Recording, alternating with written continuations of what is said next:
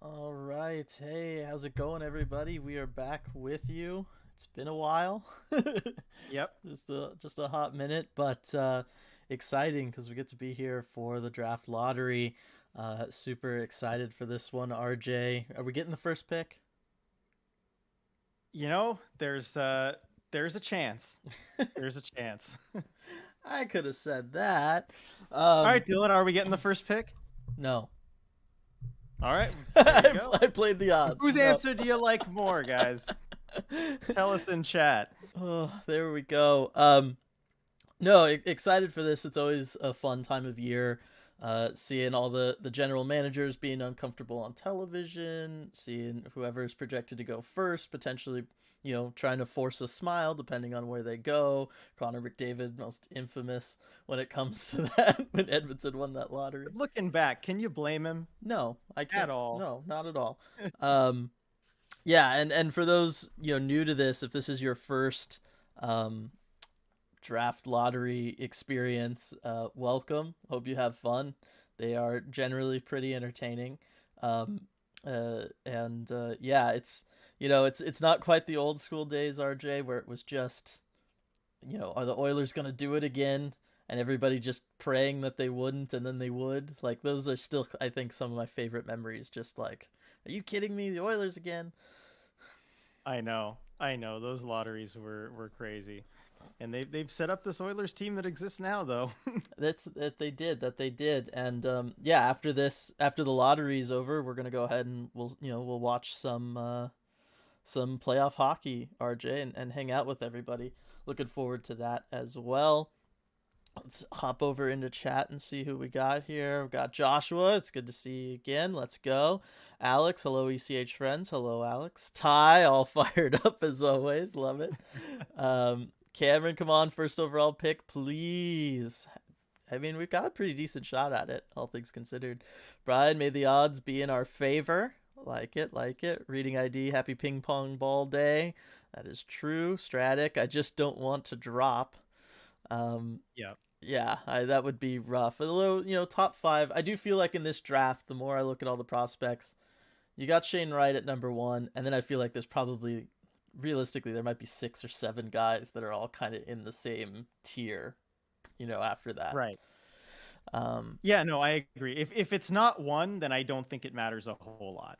I don't either. I mean, you obviously want to be higher. It means you get your choice of those players. The higher you are, the more choice you have.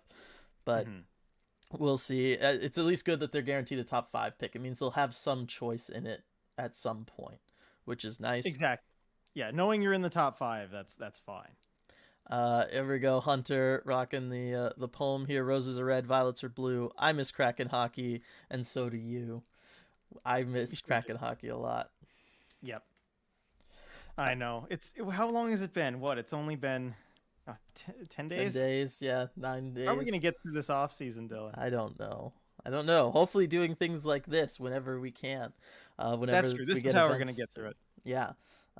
Sorry, I'm just trying to check my my Twitter feed, see what's going on. I know. Apparently Ron Francis is at the 32 Bar and Grill. Okay. I've got the stream up here of the lottery, so on ESPN Plus. All right. Well, feel free to interject at any point as things we'll happen. do. Right now they're just talking to Shane Wright. It'll be a lot of that tonight. Yep. Brian, I see you, Hunter. It looks a lot less awkward than other first overall picks usually.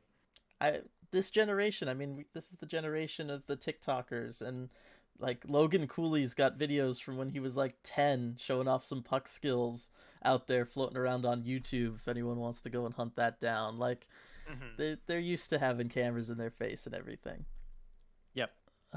Joshua liked your answer, RJ, over mine. Madero's time to play the lotto. It's always a fun time, isn't it? Cameron, what's the worst pick we can get? 5. We're guaranteed a top 5 pick, which is why if we do drop a little, it's not the end of the world. No, that's good. Lindsay, happy to have you here, Lindsay. Let's go. I'm at work and have a meeting at 4, but I'm going to try to watch in the background without being too obvious about it. I'm sure you could pull that one off, Lindsay. Yeah.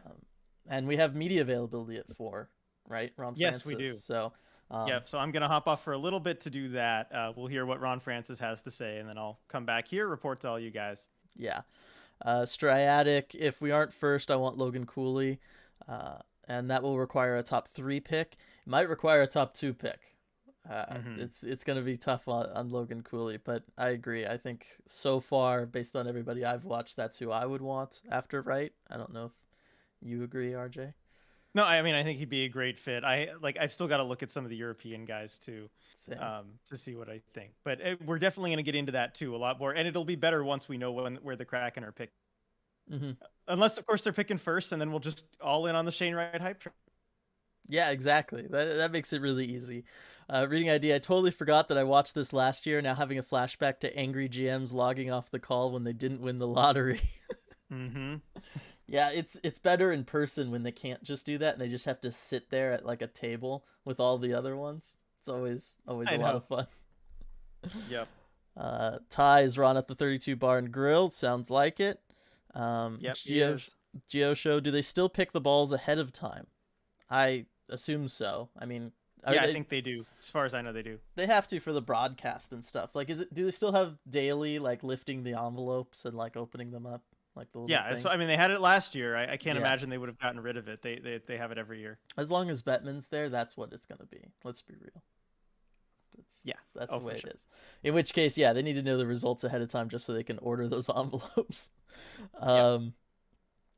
Ferris, let's get that first overall. We're gonna try. Jared, hello. Hi, Jared. Nerdy Mike, let's go. I'm ready for a top pick. Nathan, how far can we fall and still be happy? Like I said, I think picking anywhere in this top 5 is gonna be just fine. I think it'll be agreed. Okay. I won't be disappointed with any result, even if you fall to 5. I don't think it's gonna matter a ton versus like pick 4 or whatever that, which is most likely. And you can't count on pick number 1. Like the odds are slim. So I'm not counting on it. 1 in 10. I'd take those odds for some things in Vegas. Yeah, no, for sure, exactly. those odds, better than Vegas making the playoffs this year too. You got to throw that in. Yeah, that's true. Lindsay's mock draft board. If we're at 1, go for Shane. 2, I say Slavkovsky. 3, Cooley, and 4, Savoy. Okay, but what about 5th, Lindsay? Before your meeting, you gotta give us a 5th. I started looking at your boy RJ yesterday. Oh yeah, Slavkovsky. Yeah. Early thoughts. I don't want to spoil too much of the scouting video, but no, I know I have to really dig into it more. I just watched like a couple minutes of film, and obviously big. That's definitely the first thing that comes across. Fabulous shot, good skater, good puck handler. I don't, puck sense, hockey sense, it's all right. I don't know how much he's gonna, outside of being able to use his body. I think that's how he's gonna create offense. I don't know that there's other stuff there. He might need a center. You know what I mean? Yeah. Now he would have one in Seattle with Matty Beniers, so that might not be an issue. The other thing is you never know with those European guys how they translate physically to the NHL and North American ice and all that. That's the other It's true. It is a transition. You're playing a riskier game there, but I think upside could be higher. All right, so let's see. We got Kevin Weeks talking to Bill Daly. All right. Let's see, Brian. Actually, the odds will not be in our favor. They are where they are. May our odds bring anger to Montreal. That's still the thing I'm most kind of paying attention to be honest, everybody, is if Montreal doesn't get this top pick, I hope everything's okay there. All right, here we go. All right, let's go. All right, cool. Vegas did not win the lottery. Let's go. Yay. Small victories, everybody. Small victories. So the Sabres will get that pick now. True. Yeah. All right.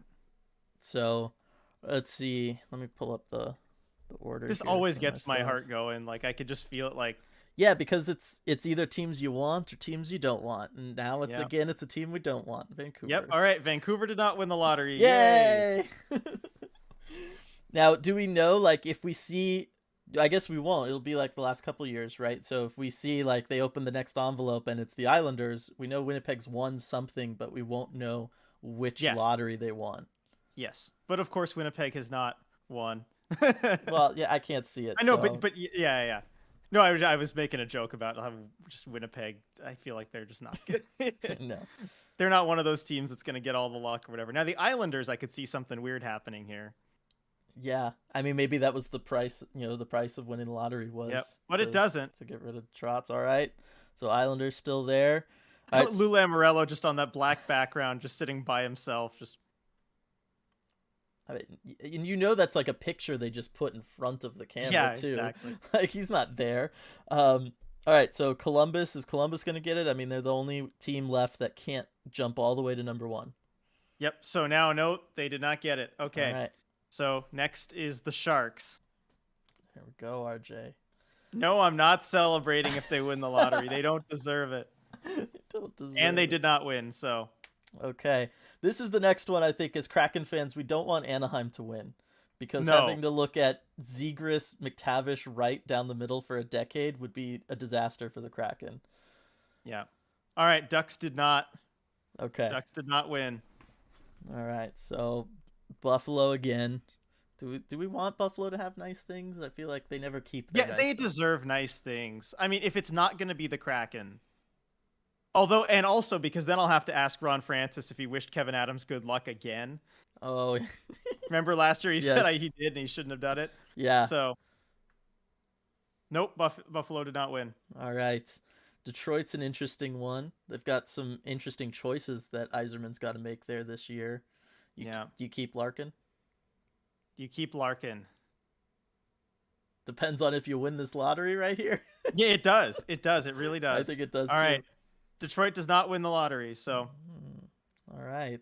All right. So Brady Kachuk. Yeah, pardon me if I'm keep looking down. Twitter gets these No. answers It's all faster good. than the... So Brady Kachuk, is he getting a new friend here? Mm-hmm. You think That's the question. someone to go watch But his Josh brother Norris and Tim Stutzla? No, they're not getting a new friend, by the way. play? Okay. There it is. I love Elliot Friedman is on this faster than anyone else. I was gonna say I love how fast this is going. Like I this know. is- They've got to take a TV timeout at some point, right? Yeah. Dropping down in the chat just to kind of keep up with everybody. Striatic pointing out no one else in the Division 1. That's important. It is true. It is. It is. Have we? All right. Chicago didn't win. Good. Just for everyone. Yes, I was gonna And say so that was Columbus gets that pick 6th overall. That's Ooh, a win boy. for the Blue Jackets. Mm-hmm. Yeah. So the Kraken could still move down to 5. But if New Jersey is at this spot here, then they're guaranteed a top 4 pick. Mm-hmm. So people pointing out that you're definitely moving faster than Espen. And that's right, I Ooh, said it, okay. Espen. So the Devils will move up. They're Okay. either getting pick 1 or 2. All right. What is it with their luck? They don't even have Taylor Hall anymore. Hey, I think right. go for it. Yeah. The Kraken are going to pick 4th overall. All right. So that's not bad. That was where we were most likely to pick. Yep. It's how things work out. I'm okay with that. I'm fine with it too. Yeah, it's the most likely spot. And I know it is technically moving down, but the 3rd pick was the least likely option. Yes.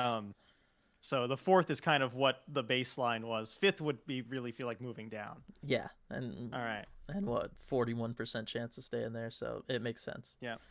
So, all right, it's the first pick's gonna go either Montreal, Arizona, or New Jersey. Who are we rooting for at this point?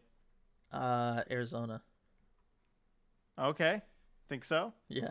Even though it puts Shane Wright in the conference. Yeah, I'm okay with that. Okay. All right, everyone, chat. Let us know. Who are you thinking? Who are you rooting for? I mean, I can't pick Philadelphia, and Montreal wants it so bad. I just want chaos. So. Well, Philly's not involved. It's Montreal. Oh yeah, that's true. New Philly's Jersey. not involved. Yeah, I've switched Philly and New Jersey in my mind. I don't like New Jersey. Yeah, They they've haven't- won enough lotteries. I was gonna recently. say they Come on. haven't. They're turning into the Oilers with all these lotteries and then guys not doing anything. Yeah. So I mean, I don't know. I feel like Shane Wright. Well, I don't know. Pair him with Jack Hughes. It always feels so promising because you're like, oh, Wright, Hughes, and Heischer, but Yeah. who knows if they're gonna put it together. I don't have confidence that they will. No.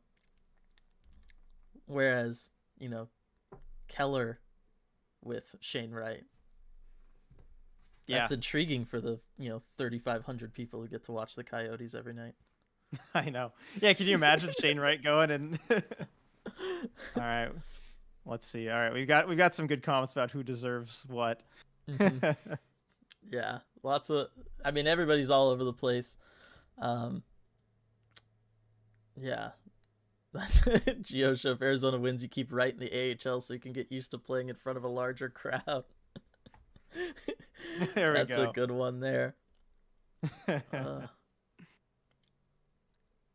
Striatic pointing out state of New Jersey not at all associated with corruption. Yeah, they wouldn't rig any Not kind at of all. lottery. Not at all. No, multiple times. Yeah. Darrow's Connor Geeky hours potentially. I think 4 might still be a little early for him. Yep. No, I think so. But again, if they really like him at 4 at that spot, you've just got to identify who you want because you're not picking again any of these guys. Yeah, you're not going to have your choice of them, but you're going to have one of Slavkovsky, Cooley, Savoy, guaranteed. One of them Right. has to be there for you. That's not bad at all. Yeah. No. All Like right, I I'm said, gonna. the only thing that gets taken away from you is your choice there. Um, Hmm. but do we take a center over a wing? Um, it's I don't know that it matters too much. Yeah. Stick with best available. Yeah. I take the You best don't guy have on a your preference board. forward or D. No. Yeah. And it Should I mean we ask realistically, Ron if he's still feeling best available? I mean, he's not gonna say anything he's different. not going to say anything different. And I this year I think best available is forwards at 4. So I Hmm. don't know that D matters. Yeah. I Let's can't. see. Trying to join the Zoom meeting here just to Just so I don't to get miss in there. it. Yeah, Striatic still pushing this Jake Ottinger offer sheet. Given we're only picking 4th now, we can just sacrifice that for Ottinger.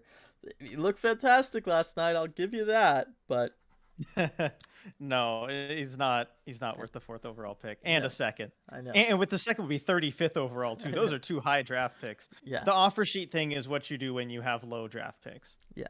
And realistically, if we're going to try to make a play for Johnny Gaudreau, do we think they can exist on the same team after this series? I don't know that they can.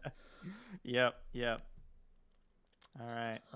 The Sandpipes, would you guys trade up to 2? Montreal, first overall. All right, there you go, Habs fans. Congratulations, you did earn it, and it will Yeah, be a special day having the draft in yeah, Montreal. It'll be fun, lots of yeah. pageantry. Oh, for sure. It's going to be a big day for them. So New Jersey to 2, Arizona at 3. All right, there we go. So All not right, we know the draft order. yeah, not thrilled with New Jersey winning, but moving up that Yeah, they much. they But didn't need it. But hey, at least they're in the East. It's that's better than true. a lot of different options they could have had. That's true. If there was going to be a long shot, there were some Pacific ones we did not want. Yeah. I think the Sandpipes here has a good question. Would you guys trade up to Yeah. 2 to get the specific guy you want? In the NHL, how much would you have to add to the number 4 pick to move up? I guess I'll start that by saying no, probably not. And then because what would be necessary, I would think would be that second round pick 35 overall. So that pick at the top of the second and more. Hmm. And I just think the Kraken are not in a good position to do that. And there should be enough good players available there at that 4 spot. Yeah, I think that there's enough good players there. Like I said, you're going to get one of those 3 guys I mentioned earlier, or a bunch of other guys if you like one of them instead. I Yeah. think that it's okay to stand pat there. And yeah, in the NHL, those top 5, like movement in the top 5 is very, very rare because of the price tag. Hmm. Because you got to think New Jersey, which has a lot less draft capital for this draft overall, would want a Hmm. lot from a team like Seattle that does have a million picks to use. You know what I mean? Yes. Like it's not, you're not coming from a place of great leverage in that situation. No, no, you're really not. So that would be that. Let's see. Got all the it's rigged comments Yeah, here, which okay, I was totally on board with some of the draft lottery conspiracy theories for a while, yeah, but you what were. convinced me that these lotteries are not rigged was 2015 when the Oilers won the McDavid lottery. Nobody wanted that outcome. It was the most influential lottery result, in probably a decade at that point, exactly a decade. Exactly. Yeah. And if it was nobody wanted that result. Nobody. So if it was rigged at all, it would not have been rigged for the Oilers. Yep. There we go. Um, I agree. I've always just had faith. It's the one time I've had faith in the NHL is that the lottery's on the up and up.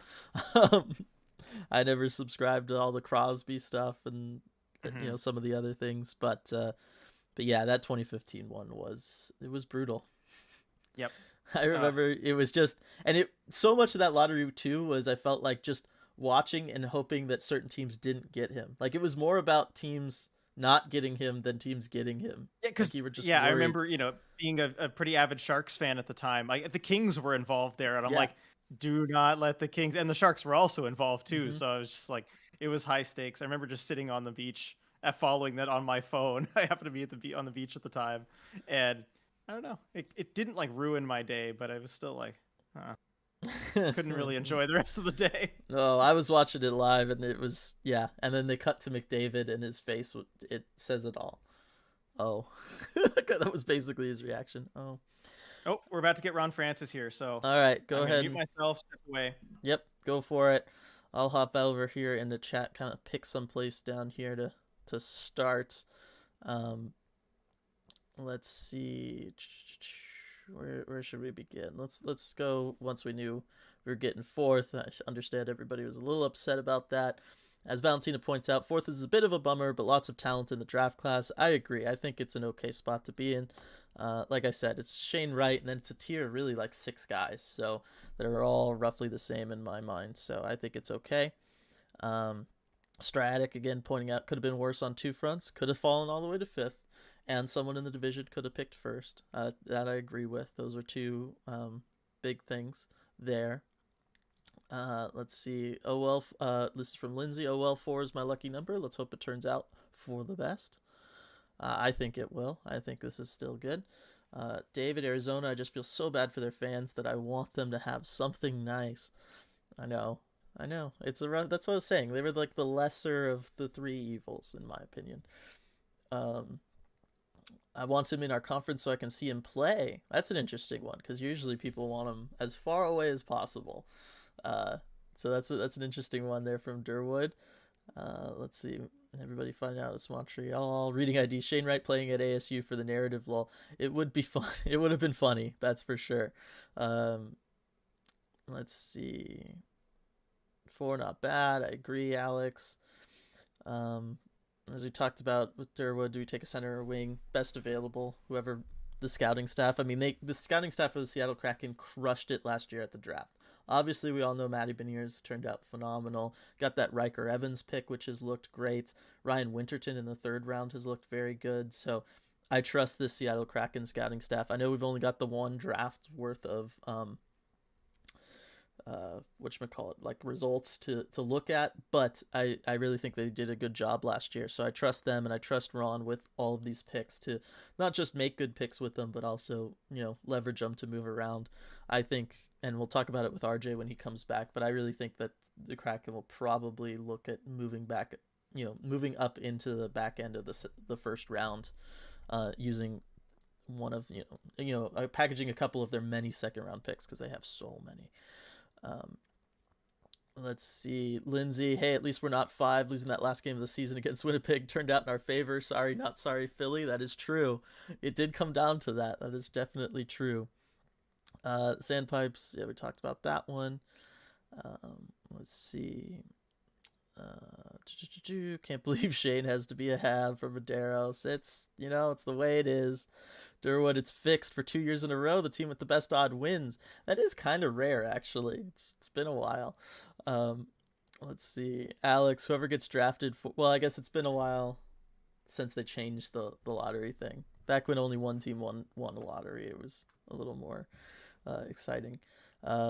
Lindsay, that would be rock and draft to be at in Montreal in July with them getting number 1. Wish I could go. It would be exciting to be there, Lindsay. That is for sure. It's going to be a fun time for everybody who's there. Alex, whoever gets drafted 4th is going to be so happy he doesn't have to play in a college arena. I agree with that, Alex. I think that's probably going to be something that they'll look forward to is playing in Seattle. We heard everybody talk at the end of their little setup there that the fans were just so great in Seattle at the exit interviews. That's what I'm looking for. just that they loved the fans' energy, how loud they were, how supported they felt. I got to think that whoever gets picked, they're gonna do their research. All their agents have already done this research. Their agents and managers, they'll come in, they'll give them the lowdown. I overheard that when Nathan McKinnon was picked first by Colorado. I was on the bus with him, and one of his agents or managers was just giving him the total lowdown on Colorado Avalanche. Just their like kind of long term history, more recent history, all their top picks from the last couple of years, all the prospects and where they were at development wise, who he might like be playing with, who he'd be going to camp with, all that kind of stuff. Like they really get a massive info dump of whatever team that they're going to, and I would be shocked if the fan base and the arena atmosphere was not part of that for the Seattle Kraken, given that they don't have a ton of history to be working with there. Let's see. Sandpipes, yeah, it's not worth number 35 to move up. I agree, it's not. Lindsay, at least they had the decency to wrap up before my meeting. Lol, logging off soon. No worries, Lindsay. Hope the meeting's okay. Kitty be Kraken. Where are the lottery balls? How are these picked? I would assume it's still the classic. Everybody gets assigned. There's like a million numbers or whatever. X amount are assigned to each team based on their odds, and then the lottery balls are processed, sequence of 5 numbers, 6 numbers, 7 numbers, whatever it is, and then they just match that up to the corresponding team that was given that number sequence. That's at least how it used to be. I would assume it's still that way. They used to perform that in front of an official from each team. Sometimes it'd be a general manager. Sometimes it was like the team captain would travel there. I don't know with COVID and those kinds of worries if that's still the case, if they did it on Zoom, but they always made sure that was done. It wasn't done in front of the cameras, but it was done in front of team officials from every team involved, just so that they could see that everything was on the up and up. But it sounds like, yeah, they didn't really work that into the broadcast at all. That broadcast flew by the way. I guess because they needed to get to the games at 4. I knew your comment was a joke, Durwood. The winky emoji was good. Ty, Caulfield with Wright could be fun to see. Could be. Yeah, I think Wright needs a little bit more of an offensive-minded person to be playing with. Shane Wright, definitely more defensively minded, defensively focused. I think this will help Caulfield kind of open up his game a little bit because he's not going to have to worry about back-checking with Shane Wright around. So it'll be interesting to see, and it'll be interesting to see long-term where Wright lands. Obviously, Montreal, you've got Suzuki there, so you don't necessarily need Wright to be your number 1 center. And I do think that Wright is the kind of guy that he might be considered in the lower half of top line centers, but he could easily turn into like the best second line center in this league, just because of his potential offensive upside being limited, but his defensive abilities being so rock solid. Like he's one of those guys where his ceiling might not be too high, but his floor is exceptionally high. Like he's going to come into this league and he's going to be he's not going to be a bust just because he's going to be able to help you out defensively and everything. So that's what I feel about him anyway. Alex, I noticed they stopped showing the actual lottery balls being selected. Yeah, I think they were just kind of short on time today, it seemed like. Brian, True Tide just won't see them play in the playoffs for a few years. That is true. Montreal's got a little bit of a way to go.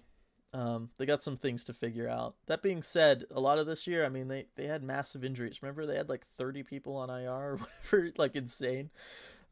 Danger Doom, why did the Devils get the first or second pick? Was it just based on odds? Yeah, I mean, they won the lottery for second pick. So it sounded like earlier today they announced that how they were doing it was they were doing the first lottery for the first pick. Sounds like Montreal won that. They had a 25.5% chance of winning that, so they won that. And then the lottery for the second pick, New Jersey won, so they jumped up from 5 to 2. So that's how that happened for New Jersey.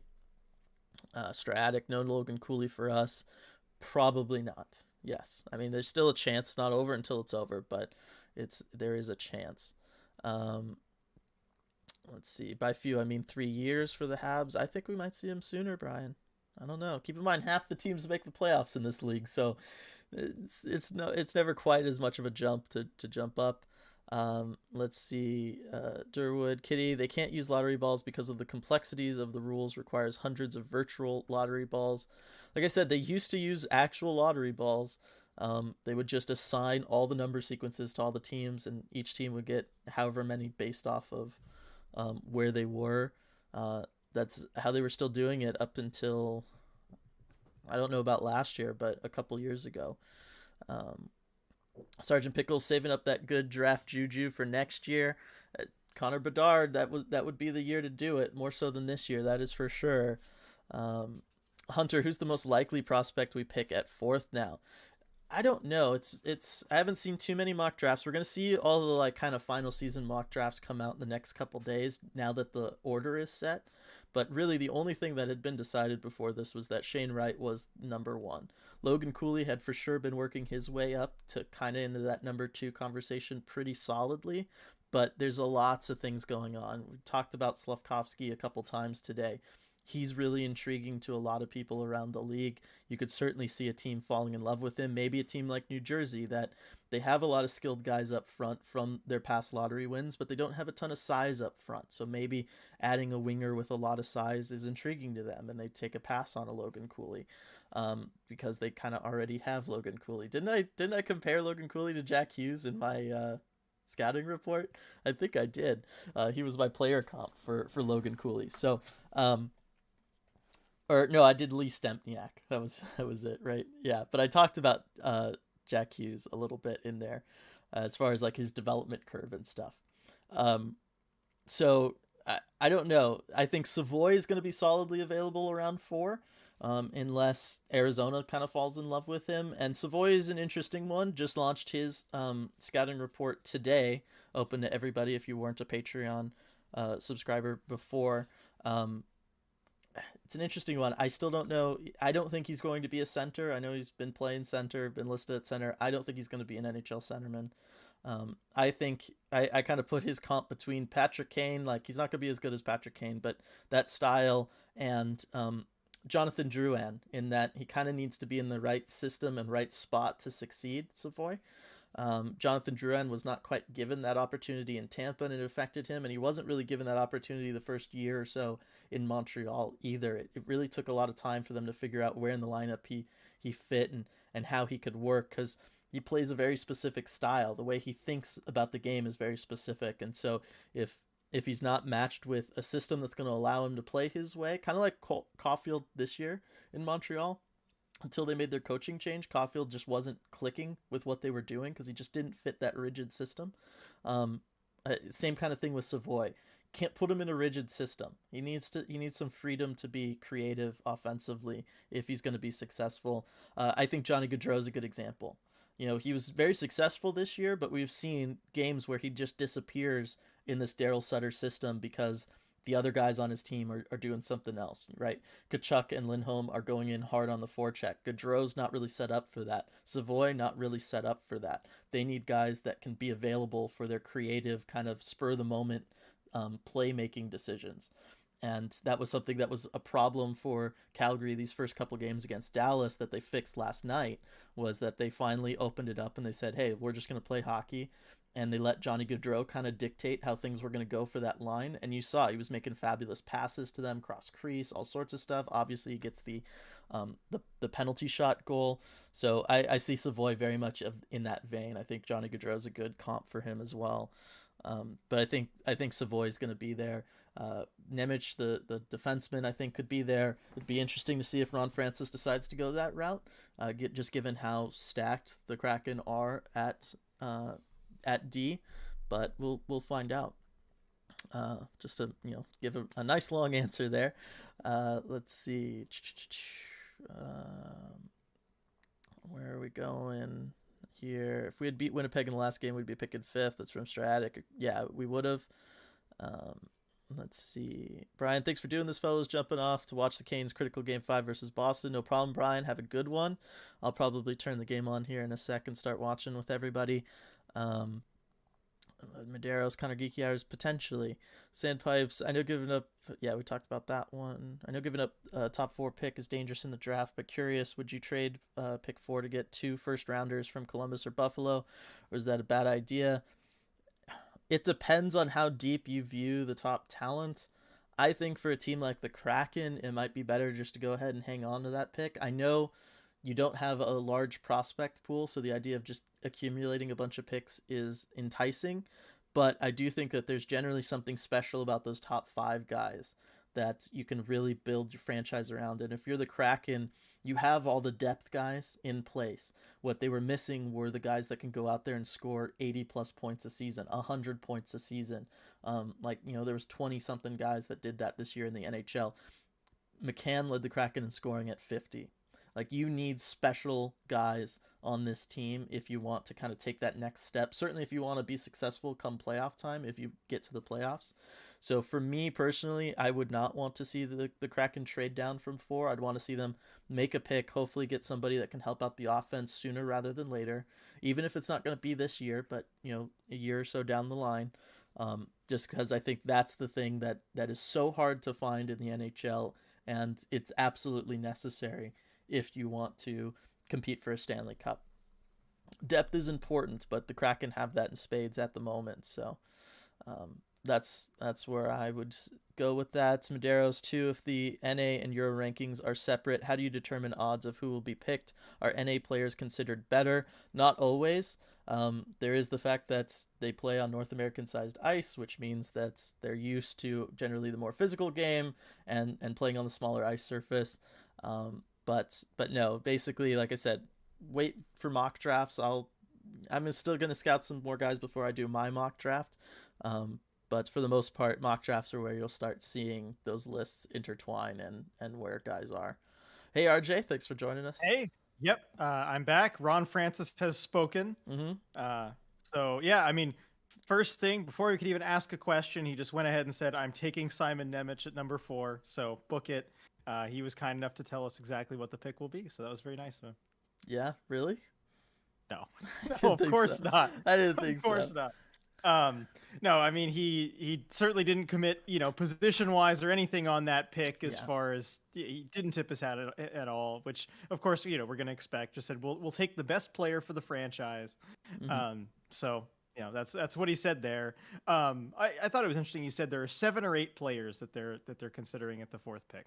So that kind of is what the range is for them. Obviously didn't really give any indications about who those guys are. I would have to imagine, you have the top guys that we've been talking about. But that's kind of how wide their search list is. Yeah, I mean, that's basically what I said, right? At the start of tonight, I said there's 6 or 7 guys behind Wright. It sounds like they're probably including Wright just because that's the way GMs work. But that's just the way it is this year. Some drafts are like that. I mean, as you should. Like, if Wright gets to you, obviously you take him. Yeah. So, you just have your or maybe you'll get a top 4. I was gonna say, or maybe you don't, because there's a reason he's fallen to you. Right, that's true. Yeah. I guess you really got to think about it at that point. No, I mean, they'll eventually get a top 4. That's the thing. He's also said that their draft list is not finalized yet. There's still a lot of scouting to go, and this is a normal thing too. You've got a lot of important tournaments coming up. The CHL playoffs still going, so there's a lot of scouting left to do. It can change between now and then, but eventually they'll get a top 4, and they'll pick whoever's the top guy out of that's left. Yeah, I like that. And after last year's draft, I was saying there's no reason not to trust Francis and the scouting department. Yeah, they did a fantastic job last draft from top to bottom. And I'm excited to see what they can do this year. Yeah. Question for you, RJ. I just gave my opinion on this. Would you be open to trading down from 4 to maybe pick up 2 firsts from Columbus or Buffalo? Certainly, but I just, that's so rare that happens. Teams so rarely trade down or trade up, into or out of the top 10. You go back and look at just the last 10 years, how rare it is. It's just unlikely. Generally, there's not a lot of demand there. Yeah, but especially on the trading down side. Yeah, no, I don't think it would happen either. But my thing was no, probably. Like, the Kraken are in the unique situation of you already have 1 million picks. You don't really need to get more. Like, I know your prospect pool is limited. I think you need to be picking top 5 to get as many like kind of special guys as you can, like guys with elite offensive ability. Yeah, and I wouldn't be opposed to staying there even if you did get a good offer of a couple first-round draft picks in this situation. Almost always, I will say, yes, trade down if you can get multiple firsts. But in this case, especially if you see someone that you like. Yeah, for sure. Let's see. Trade 4th for Fiala?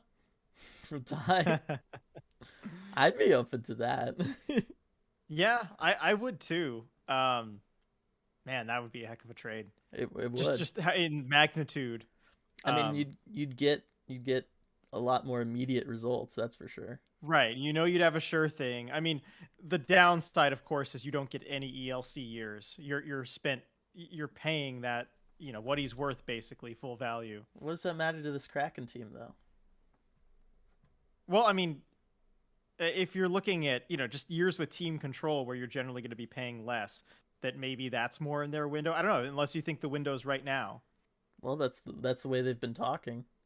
Yeah, it has been. So, So it, I can only go off of that. If management's saying the window is now, then the window's now. I mean, ownership, like yeah. that's the way it I mean, works. it would be comparable to a deal that was rumored around last year's draft where the Sharks, they have pick 7? No, it was the Devils who had pick 4. They took Luke Hmm. Hughes, but there were rumors that they were looking to flip that for Timo Meyer from the Sharks, Yes. and that there were discussions there. Yeah. I think that would be the comparable conversation. Yeah. No, I think that would be interesting. Let's see.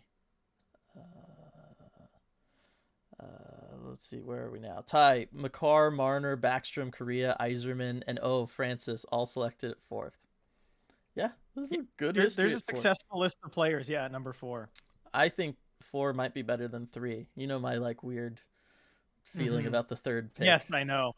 Yeah, I don't know that history backs it up, but I have issues with the 3rd pick. Everybody. Well, with the Coyotes picking 3rd this year, they can't possibly go wrong, huh? No, As an organization. No, never. It's never happened before ever. Striatic Savoy has red flags. I agree. I definitely agree. And I feel like I talked about those pretty good just recently here. Reading ID, all the games today enter 2-2. Who we got? You got picks? You just sticking with your bracket, RJ? Yeah, I'm gonna stick with my bracket. Let's see. Reminding. Yeah, Bruins, Canes. Although, yeah, I'll stick with Carolina. They're at home. It's just been hard to see the road team get any momentum in the series. Mm-hmm. Tampa, Toronto. I don't know. I don't know. That series is a mess. Yeah, you try and predict which team will win like 6-1 tonight, Dylan. Yeah, no, it's a mess. I enjoy watching those games, but they are impossible to predict. And St. Louis, Minnesota, so far been that way too. Yeah, it has been. And then Kings Oilers is another weird one. Yeah, who's going to show up to play? I mean, Oilers tonight. That one I feel okay with. Okay, you think so? Yeah. The Kings aren't going to step up. It's our friend Jimmy's birthday. I do know that, and maybe they will for him, but I just have a feeling that series more than any other, you've actually been able to see the adjustments game to game, and the other coach has not like tried to match those adjustments. So it's just been like whichever team did bad just adjusts and then does better. So I think I could see that. That's going to be what happens tonight. So there you go. Reading ID. Yep. Also, Rip Preds and the one person who believed in them in the ECH bracket challenge. That's a brutal one. Yes. Yeah, I admire their bravery. I really do, whoever in that bracket. And remember from our predictions thing, I said if Saros comes back in time, then Preds in 7. He didn't come back at all. Nope. But I thought they had a chance. Yep, that was their problem. Alex Drouin was a bit of a problem child in Tampa, but he was good when his head was in the game. Agreed. And I think that there was some like external things going on there that contributed to that. I don't know how much of it was just like him being an issue personally. And like I said, it was just also he was never going to fit in their system and their style of play. Like it just wasn't going to work. So that's just one of those things. That's from when I was talking about Savoy, RJ. But he spoke French, Dylan. How does that not work in Montreal? Well, again, it didn't work until they kind of morphed things around him, and then it worked. Like there are just some players that are that way. And I was talking about Gaudreau being that way, RJ, right? Until like it wasn't working when Calgary was trying to play Sutter hockey with that line. Last night they open it up. Gaudreau's put in charge, and he just creates offensive chances every time he was on the ice. Yeah, it's because I wasn't able to watch the game. I know. I was going to text you about it, actually. I was going to be like, wow, Gaudreau playing an amazing game, and then he got the penalty shot and everything. But, like, just dangerous pass after dangerous pass. Ottinger was just on the game. Like, oh, all right, I have to go back and look at that one. Yeah, but it was a good one. But again, Gaudreau has to kind of be the guy who dictates things if you want him to Mhm. be successful. And I think Savoy is that way too. So it's, take that into, your account when you're drafting. Sergeant Pickles, Crack and Go Ultimate Draft is rigged and win it from 11th to take Bedard next year. It's possible. Yep. Stratic, if the Kraken trade the 4th for a 6th through 8th and like a second rounder, would you be happy? I mean, I'd be okay with it, but like I said, I just pick at 4. You have so many other draft assets. You can move into the first round easily, potentially twice if you wanted to. Yeah. Although if you're only trading down to the 6 through 8 range, like that's not too much. Like clearly you see enough people as equal at Yeah. that point that you know someone you want is going to be there. Yeah, but it takes you out of being able to grab like a top offensive piece into, well, maybe Nemec is the guy who falls to us. Like you'd have to be okay with that scenario playing out. Right. And Which normally I am.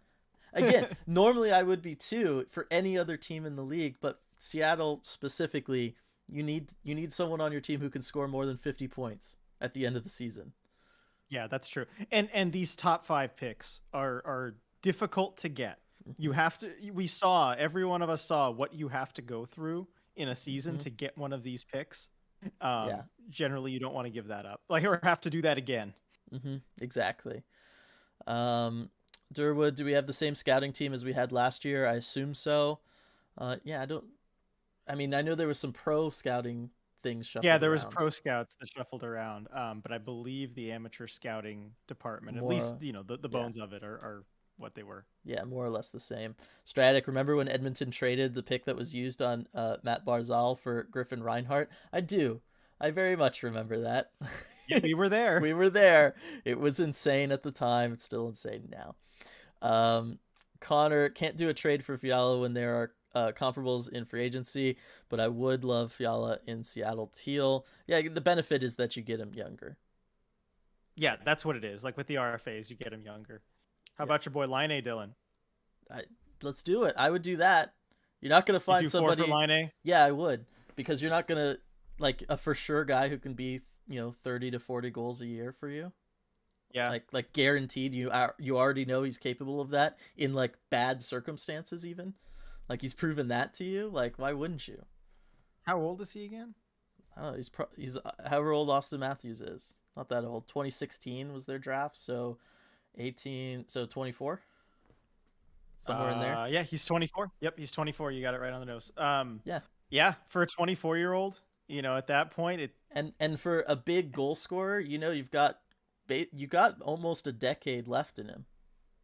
Yeah. They aged a little better. So and I bet I don't know, I feel like Columbus you'd be listening at least. I mean, that would give you pick 4, 6 and 12. Yeah. In this draft. Yeah.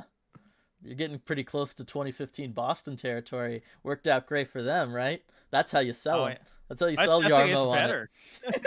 Those are 3 mid-rounders. Yeah, this is... Just bring up like the worst draft a team's ever had. Just be like, you want a chance to do better than that? Show how to do it right. Yeah.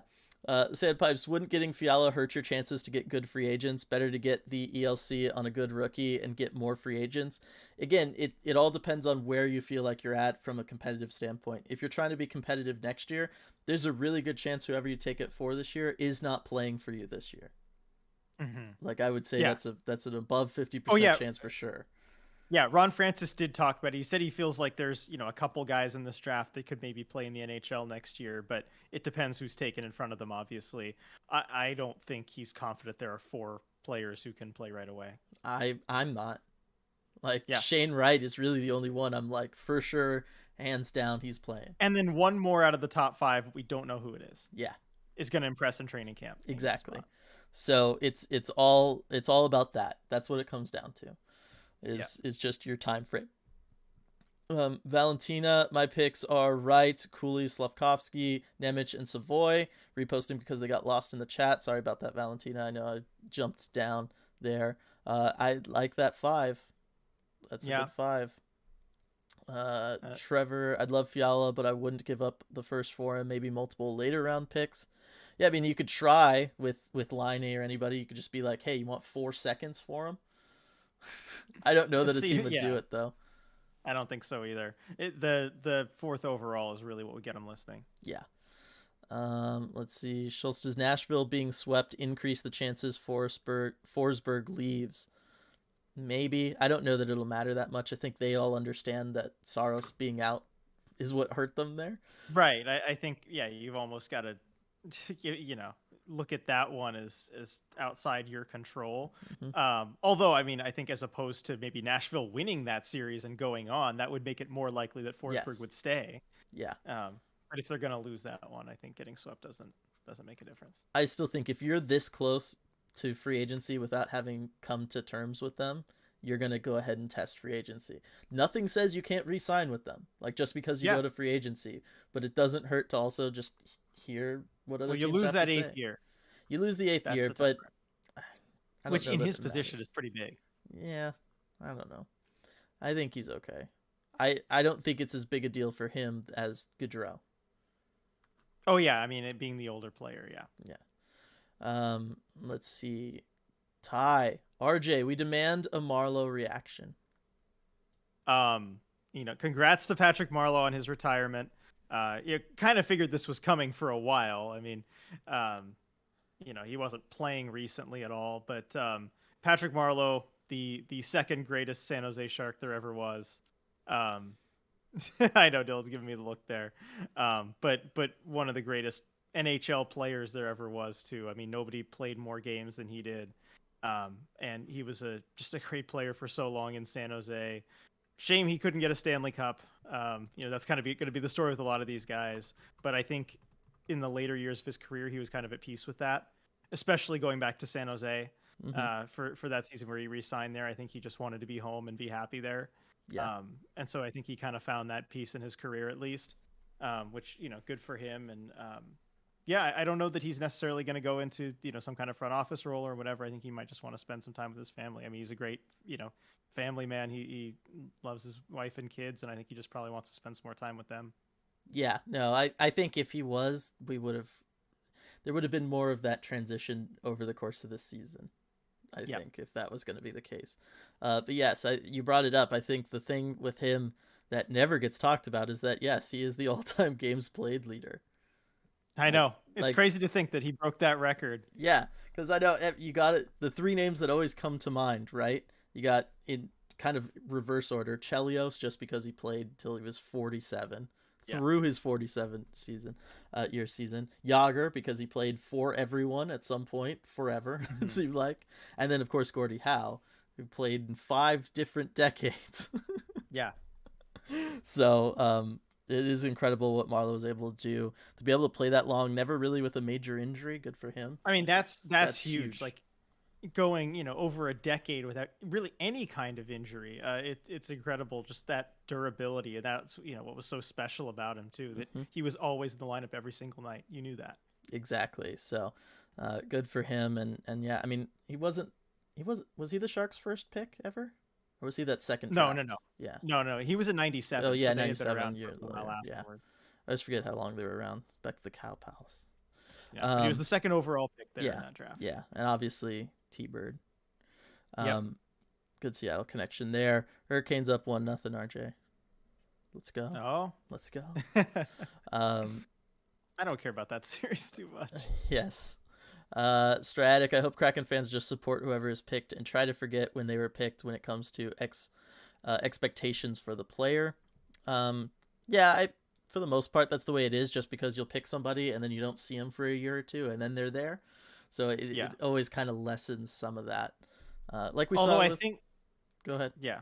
Although I think, given how well Matty Beniers did, there's going to be a little bit extra pressure there on whoever this 4th overall pick is, because I think fans are going to expect similar results. Yeah. And I don't know that that's a totally fair expectation. No, it's not at all. But the potential is there. Yeah. Valentina, Connor Geeky will probably go between 8 and 10. Would have loved to collect another set of brothers. Got to catch them all. Love that reference, that's for sure.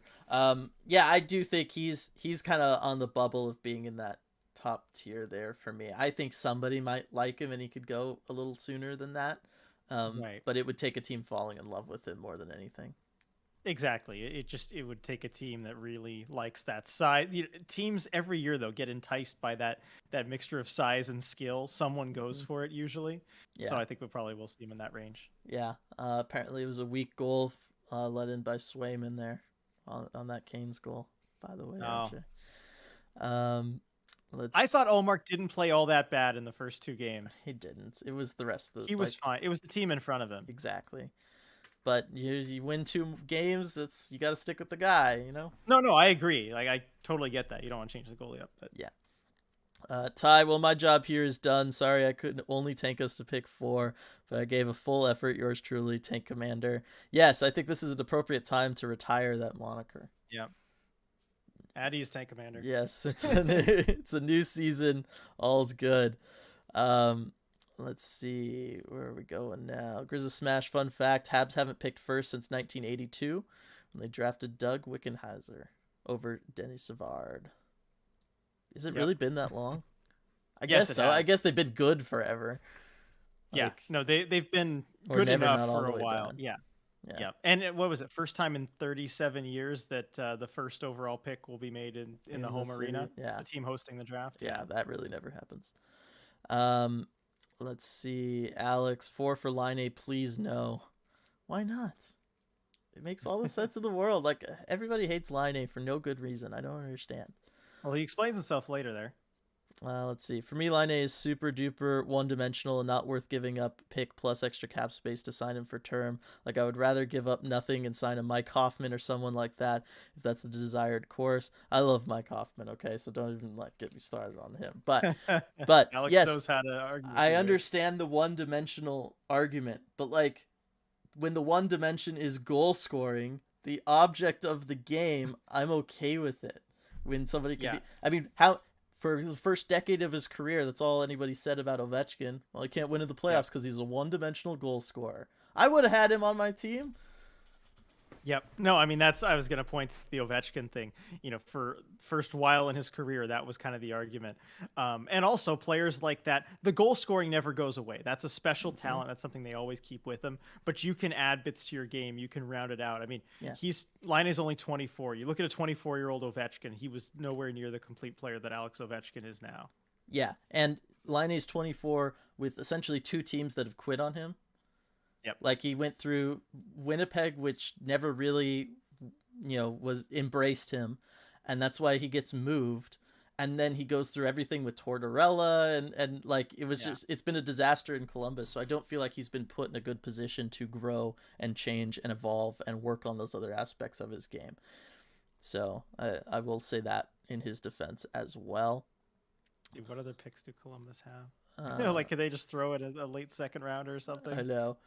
Let's see. Does Ron have history of big two-way forwards? Rock Todd. I don't know if you're being serious there or not. Connor, I mean, Laine and Fiala are both RFA, right? But Fiala is much easier to pry out due to their cap issues. Yeah, I would think so. And I think he's just less valuable as an asset. Yeah. Sergio, Kraken need a 30-plus goal scorer. Savoy can be a candidate. You can be. There's some red flags. Go check out my scouting report. Drop today. Yep. Yeah, everyone go check out those scouting reports. They are really good. Alex, Minnesota has big dead cap issues next year. That they do. It's going to be interesting for Minnesota. Durwood, they're going to have to figure something out. Marlowe led my return to hockey fandom as I followed him from captain of the Seattle Thunderbirds to the San Jose Sharks. Would love to see him back in Seattle in front office or some capacity. It would be cool, but even if he's just kind of like the Ducks with Timu Solani, right? He's around, he's at games a lot. They have him do anytime they're doing some like celebration on the ice, he's always there being fun. But otherwise he's not like directly involved front office wise. I mean, there are players like that, like Solani. Like, what's your job? My job is being Timo Solani. Yeah, exactly. That's all you need to do. Yeah. Yeah. Although I don't see Marlowe necessarily doing that in Seattle. I think San Jose is his home. That's where he's going to want to stay. He might do that for the Sharks. Yeah. That's more of what I was thinking too. Yeah. Let's see, Connor. Isn't it like $7 million each for 3 years or something crazy for Laine and Fiala? I mean, not necessarily. You could just negotiate with them for whatever they're willing to take. Or they're maybe talking about the Minnesota dead cap space. Oh yeah, yeah, And then that's Alec saying, yeah, 12.7, 14.8, 14.8 over the next 3 years. yeah, the combined. Yeah, it's a Yeah, lot. it is a lot. Let's see. Joe Thornton was a great Sharks player too. That's I mean, Yep, the is that greatest who ever. you? I That's was gonna yeah, say that's that who you number had one at for one. sure. Yeah. Um, that's a good one. Let's see. Marcel also had, if I'm not mistaken, a 968 consecutive game record from How Durwood high did there. his Iron Man streak? I mean, we know it wasn't the record. Yeah, yeah. I don't know if it was that high. Yeah, Pat Flynn. Or Yeah, maybe it's I counting knew like that. playoff games or something too, because that would have helped him. Yeah. Yeah, regular season games it was 910, Mm-hmm. which was fifth highest all Yeah, time. I mean, it's still nothing to sneeze at. It's still incredible. Yeah. Um, but thanks for that, Joey. There, Carolina up 2 now. Seeing that. My friend and I, this is Valentina. My friend and I were talking about the Oilers probably signing Kane and letting Puljujarvi go for cap reasons. He asked if the Kraken might pick up Puljujarvi. Puljujarvi. I would love to have him more Finns, more wins. His hockey IQ is off the charts, but is underperforming on goals. Sounds like any other Finns we know. What do you think about bringing him in, RJ? Yeah, I mean, I don't mind the gamble. I mean, I don't think he'd be that expensive. I don't know what they'd want for him.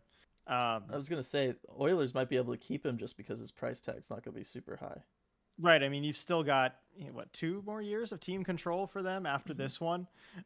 It's certainly doable to keep him. I think if they've got to shed salary, I think they probably go elsewhere. Mm-hmm. And if you're looking at someone they might shed salary with that could go to Seattle, I think Tyson Berry is probably the name to look at. Offensive-minded Yep. right shot defenseman that fits a need for Seattle, and at 4.5 mil, that's a cap hit that Seattle could fit easily, but Edmonton might need to get rid of. Yep. There you go. Sandpipes, do you like that the draft is before free agency starts? Would you rather that free agency started before the draft? No, I like having the draft done beforehand because it leads to more wheeling and dealing as teams have to get ready for free agency. Exactly. Yeah. It leads to more trades that way. It makes sense kind of with how the contracts are and the league calendar works, where you're not trying to make deals and everything, where you've got just a bunch of guys who aren't on any team. Yeah. Sergeant Pickles, worth mentioning that the guy that they draft will be likely younger than Beniers was, deserves more time to develop. That is true. Beniers was, he wasn't an overager, but he was older because of the late birthday, the November birthday. So, yeah, someone that they draft could potentially be, 10 months, well, maybe not 10 months, but 8 or 9 months younger in some cases, depending on who Right. it is. So that is a lot of time. It does make a significant difference. I remember that being one of the things in 2013 between Seth Jones and Nathan MacKinnon, because Seth Jones was, I believe, 11 months older than MacKinnon because of how their birthdays fell. Like Jones had just missed the cutoff for the previous year. MacKinnon was just barely squeaking into that one, and that some believe that was ultimately what helped the Avalanche make their decision of taking MacKinnon over Seth Jones. Was they felt, look, we're going to have a whole extra year of development with him, where he can get better, and we can control that development, and that was ultimately what did it for him. So it is something that is worth noting. Sergeant Pickles, you bring up a very good point. Let's see, Puljujarvi for the memes, they would be good.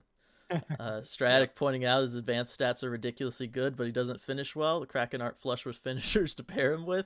That would be the problem. That would be the only thing. But change the scenery. It's helped people before.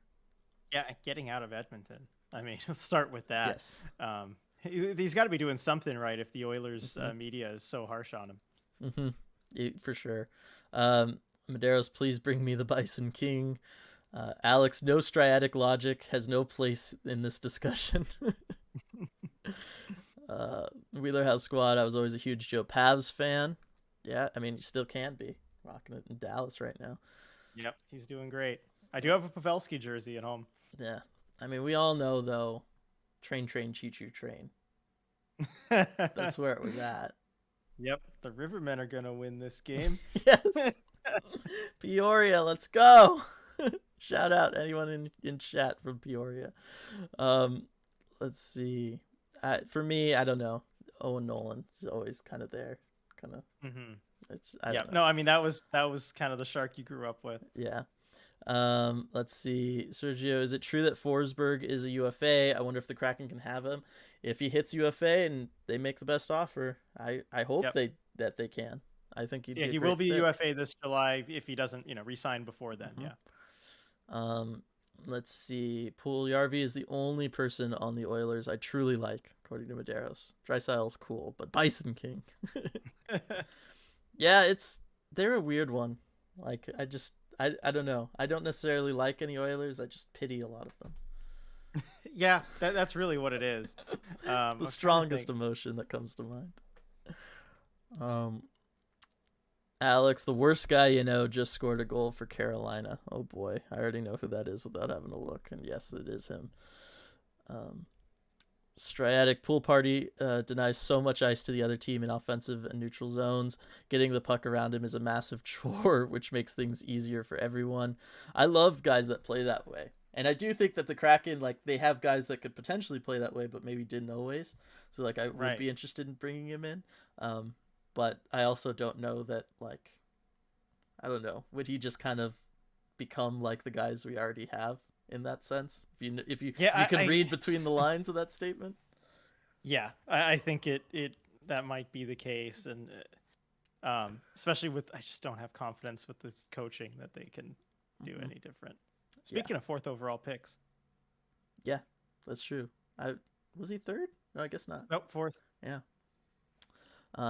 He just gets lost because anything after McDavid for all those high draft, Oilers drafts, you're just like whatever. Yeah, Like, yeah. that What was was it, just the one that was exhaustive, and you're just like, oh, yeah. again. Matthews, Line, Dubois, and then Puljujärvi. Yep. What a top four for a draft class.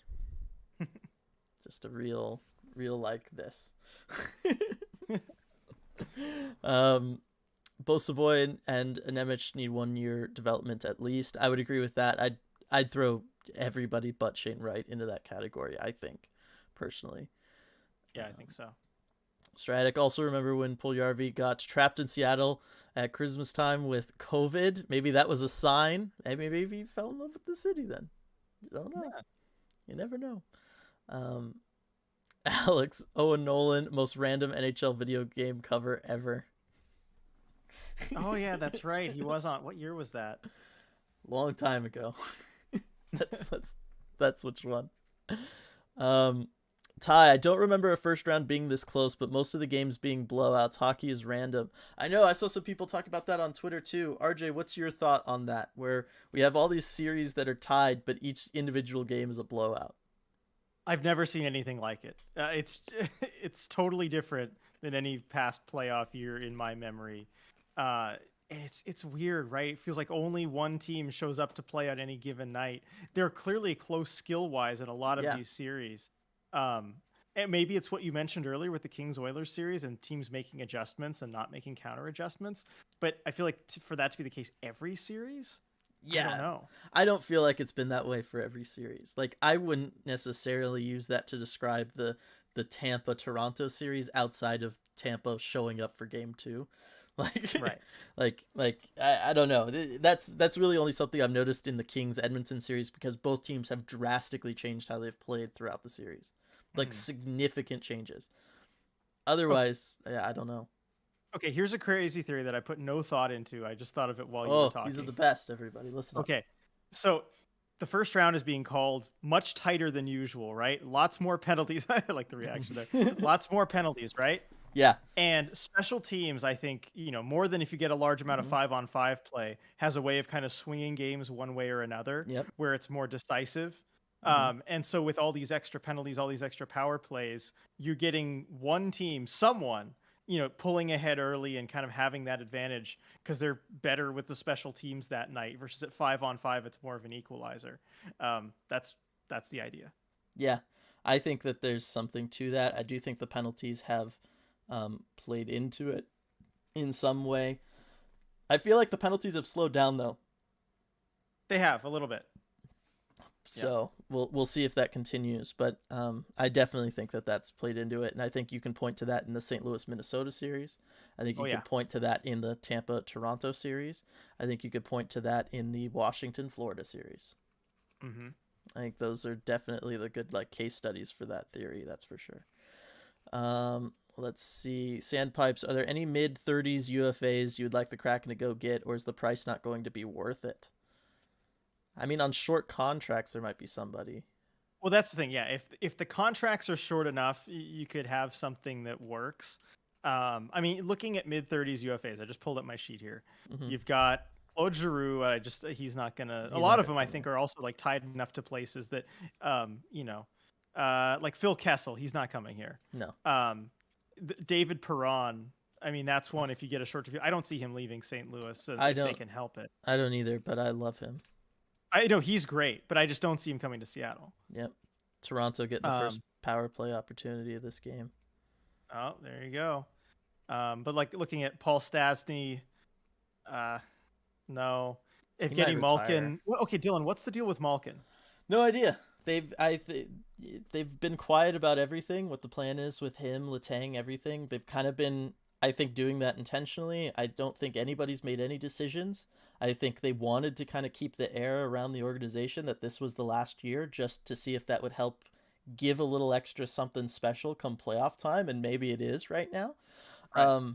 But as far as I know, literally nothing has been decided when it comes to Malkin, whether or not he's going to leave and go somewhere else, run it back with the Penguins another year, potentially retire.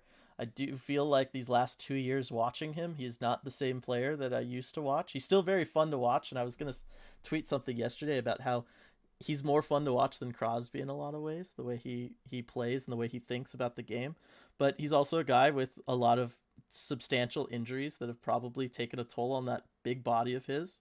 And he's got a young family, and I could see him being someone who maybe steps away to go spend time and be able to be mobile with his young children. Exactly. I certainly wouldn't blame him for that. But I think in any case, he's not coming to Seattle.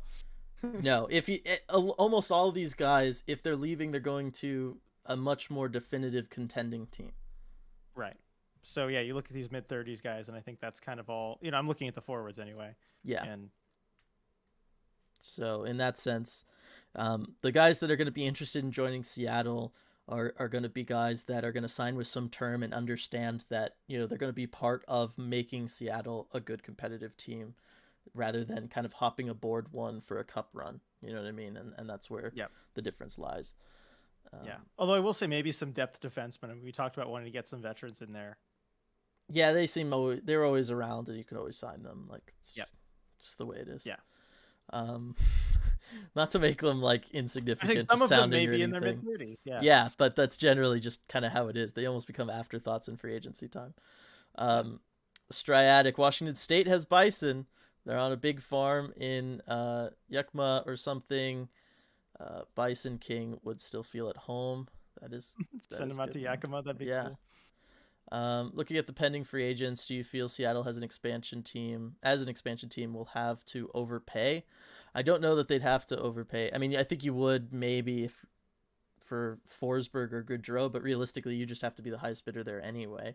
So right. I mean, that's more a result of the market than anything with Seattle or the Kraken. Yeah. I think at this point they're not in a position where they'd have to overpay. I think anyone willing to join the Kraken, you know, because look, you can't guarantee that they're going to be competitive next season. We all know what this team is.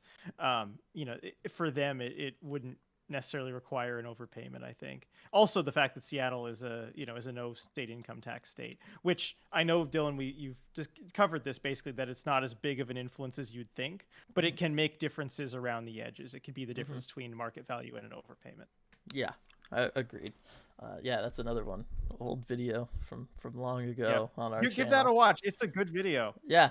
There's some stuff that probably could be tweaked maybe, but yeah, it was a good one.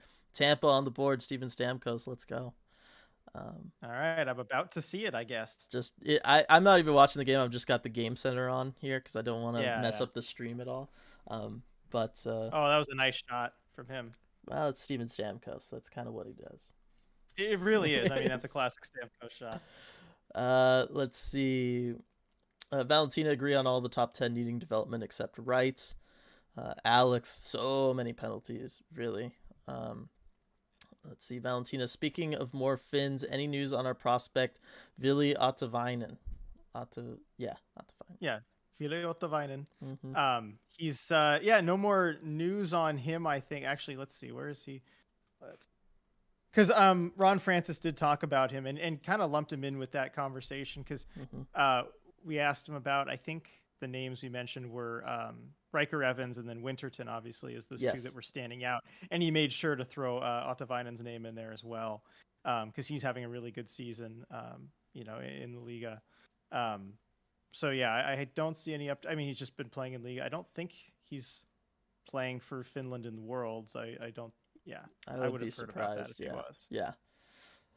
Yeah. Let's see. Sergio, my personal vote is for Trotz. Could be great to have him in Seattle, but it's not going to happen.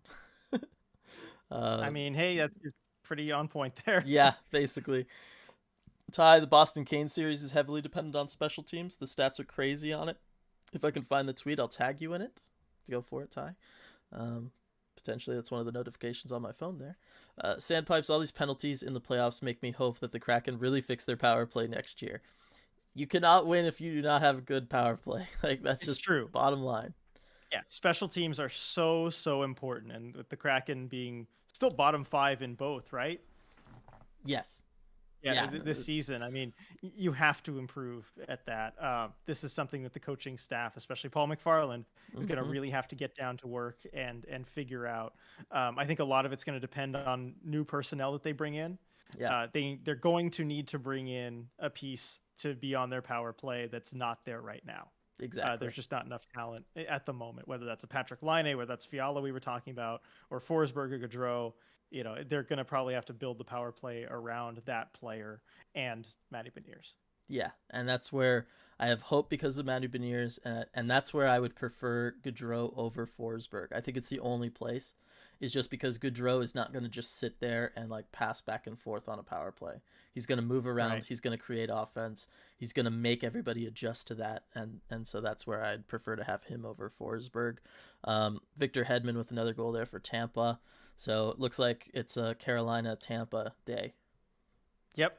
It's one of those. It's one of those. They're up 2-0. Those teams are winning based on those last couple. I know. It just feels like these games are by the mid first period, you know who's going to win. Yeah, Alex, too many men again. Really, Coop? It seems like they're doing okay now. Yeah. Peter, what do you guys think about picking Nemec from Slovakia? Haven't seen him yet. Gonna get to him. I was gonna do him next just because I hadn't done a defenseman for the scouting reports yet, but everybody's just losing their minds over Slavkovsky, so he's got to go first, I think. Yep. I've heard some good things about Nemec too. I haven't really seen, I think, any of him, as far as tape. So can't give you a really good answer, but I've heard good things about him from people that have. And certainly fits the need. I mean, that's for sure. Yes, I will say this: there's a concerning thing and a good thing that you can take from him being ranked as highly as he is. The good thing is that he's from Europe, and generally defensemen from Europe, they're not necessarily better overall when it's all said and done, but they are better earlier. They play a much better game. They learn the nuances more at a younger age in Europe than they do here in North America, where a lot of it is just generally focused on moving the puck, move the puck, move the puck. Like, that's all anybody cares about development-wise here in North America. The concerning thing, though, is I can't remember the last highly touted, it might be Victor Hedman, the last highly touted defenseman to come in, be like a top 5 pick, and then live up to that. Because a lot of them have been busts.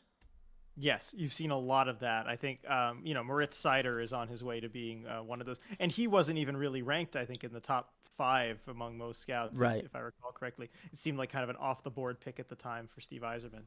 Yeah, well, that's Yzerman for you. Yeah. And he was 6th. Right. He was 6th, too, so overall. Oh, okay, so he was technically, 6th. Okay, I thought it was 5. No, you're right. See what I'm saying? It's a deal. But I just think of all the guys over the years. I mean, Griffin Reinhart we talked about earlier.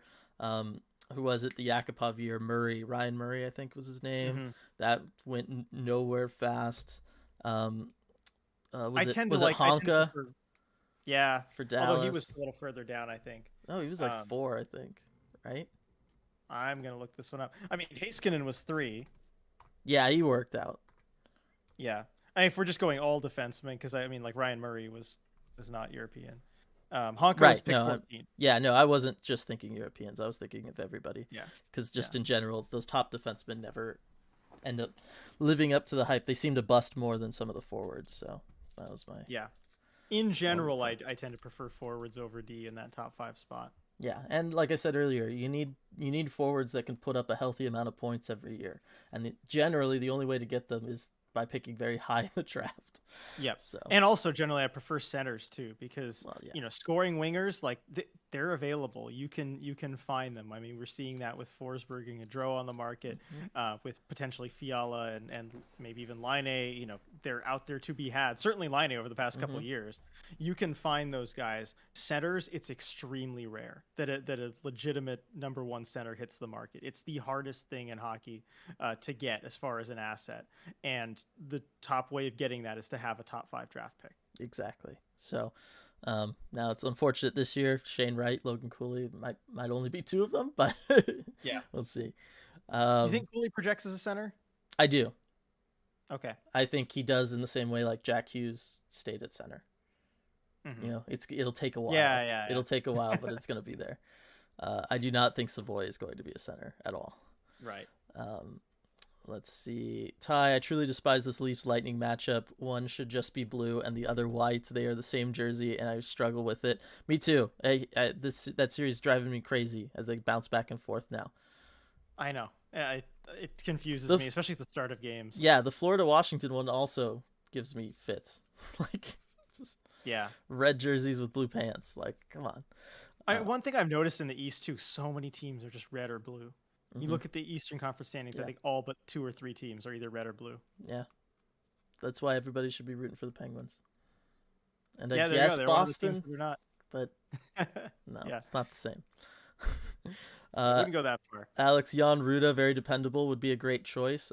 Yes, he would. I do like Jan Ruda. Yeah, that would be good. I struggle with it, but I'm a Bolts fan, lol, for sure. Stratic, RJ and Dylan, who are your current top 5 prospects in order? Do you mean for the Kraken or for the draft, Stratic? Right. Because actually, I did just update our prospect rankings because Matty Beniers played his way out of them because he just hit his 10th NHL game. He reached your 10th game, yeah. That's our arbitrary cutoff.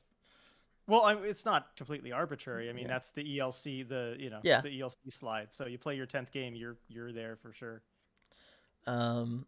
Let's see. Valentina, oh cool, so glad that Francis mentioned him. Yes, he did. Yep. Stratic meant for the draft. All right, so right 1. I think we both agree on that. Yep. I got Cooley at 2. Cooley, excuse me. Yep. Okay. I agree. I got Cooley at 2. Again, you want guys who can play center for you long term. Mm-hmm. This is where I wish I had watched more Slavkovsky because it's where things get dicey. Because I don't want to put Savoy there. No. I was thinking Slavkovsky. Again, I haven't seen too much of him. From what I have seen, I'd go him at 3. Yeah, I think you could put him there. I don't know. It's kind of a jumble between him, Nemec, and I would put Savoy at 5. Because I do think that Savoy does have like unique skill and can be really good and can produce points in the NHL. I just don't know that you want to like build around him, so to speak. Right. Yeah, I'm with you on that. I think I would go Wright, Cooley, Slavkovsky, Nemec, and then Savoy. So there you go. The rare time we agree on something. I'm sure that'll move around as we get close to the draft, start watching more. Yes. I think we're going to have some real strong opinions for him. Yeah. Let's see. Medeiros, teams with the same colors should not be matched in the playoffs. That's a way of determining seeding, RJ. Yeah, there we go. Let's see.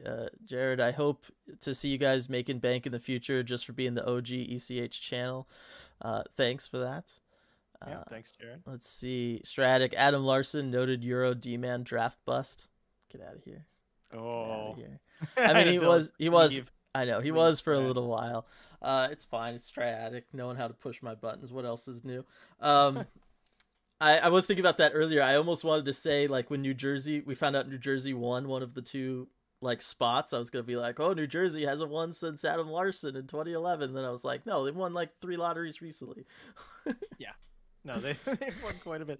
And actually, Adam Larson was the one where they didn't win, where they were worse. They had the best odds, Yes, that's and then they right. fell all the way down to number 4. 4. Yeah, that's right. That was the one, because I remember there was something there. Um, Valentina fifth? Was he fifth?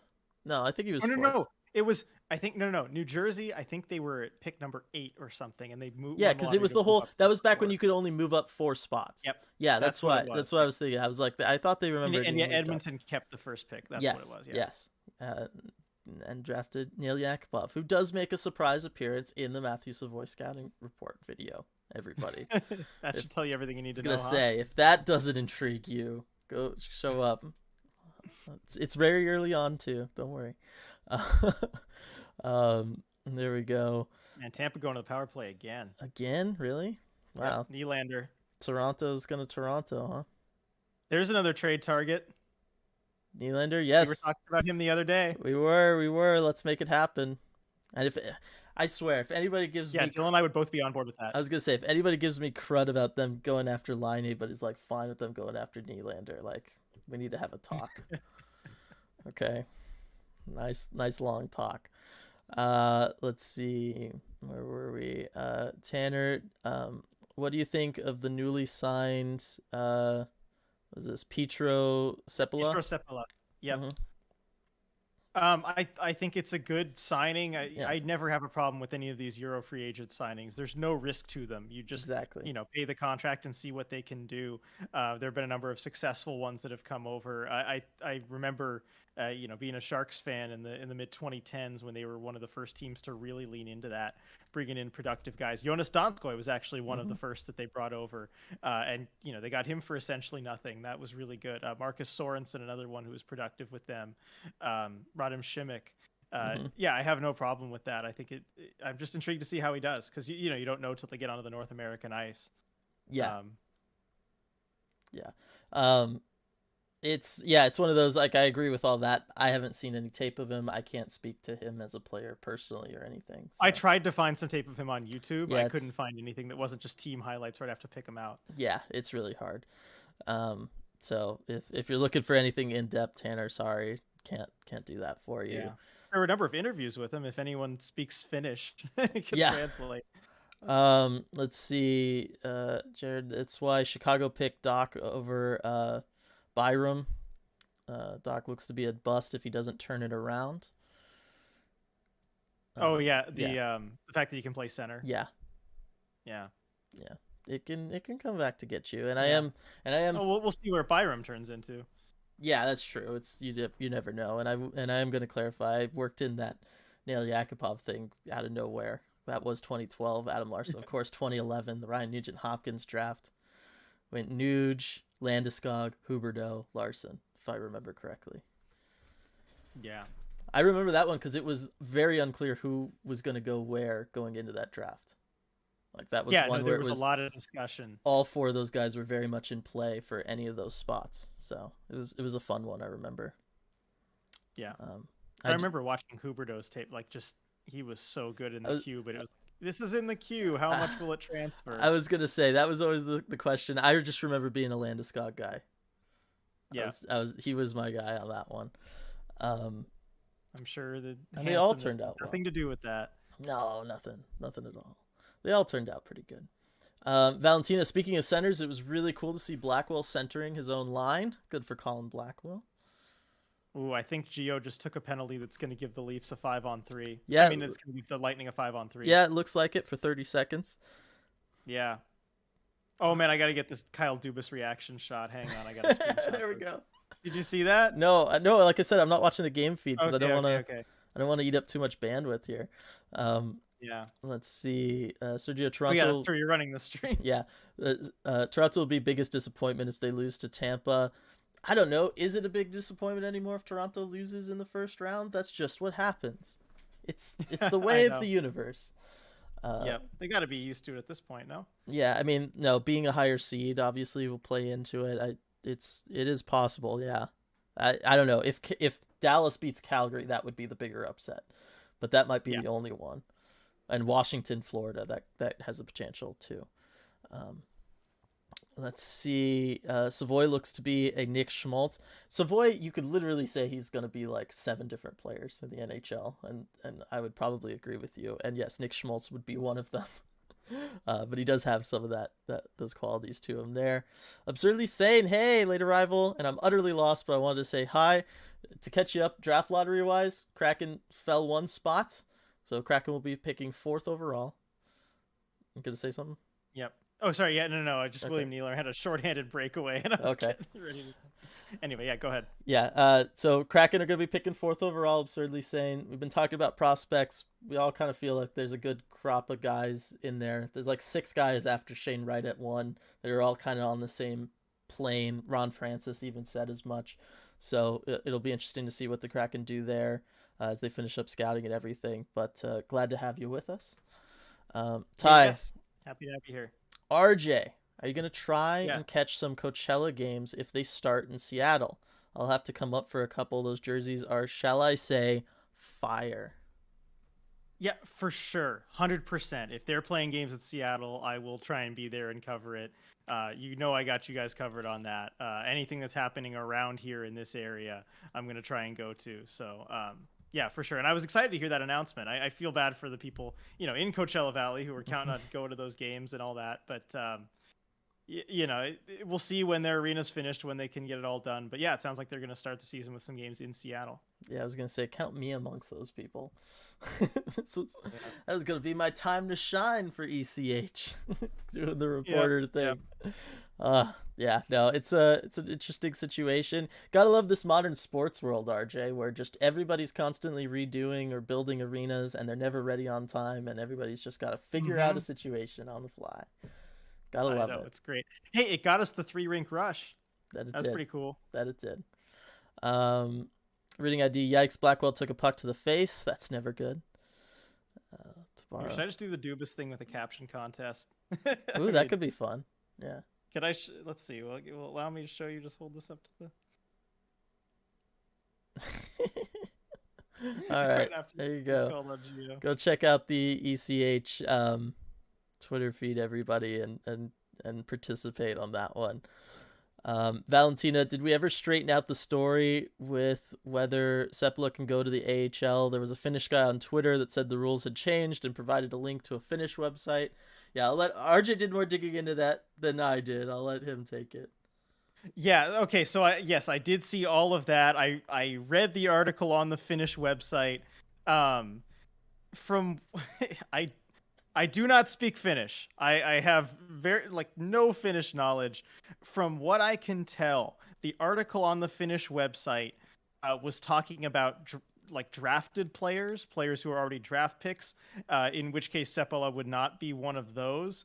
That said, the claims that were made in that Finnish article, I could not find corroborated anywhere on any type of English language source, which I would expect to see somewhere if such a deal was agreed upon, because that would be a very big, important agreement.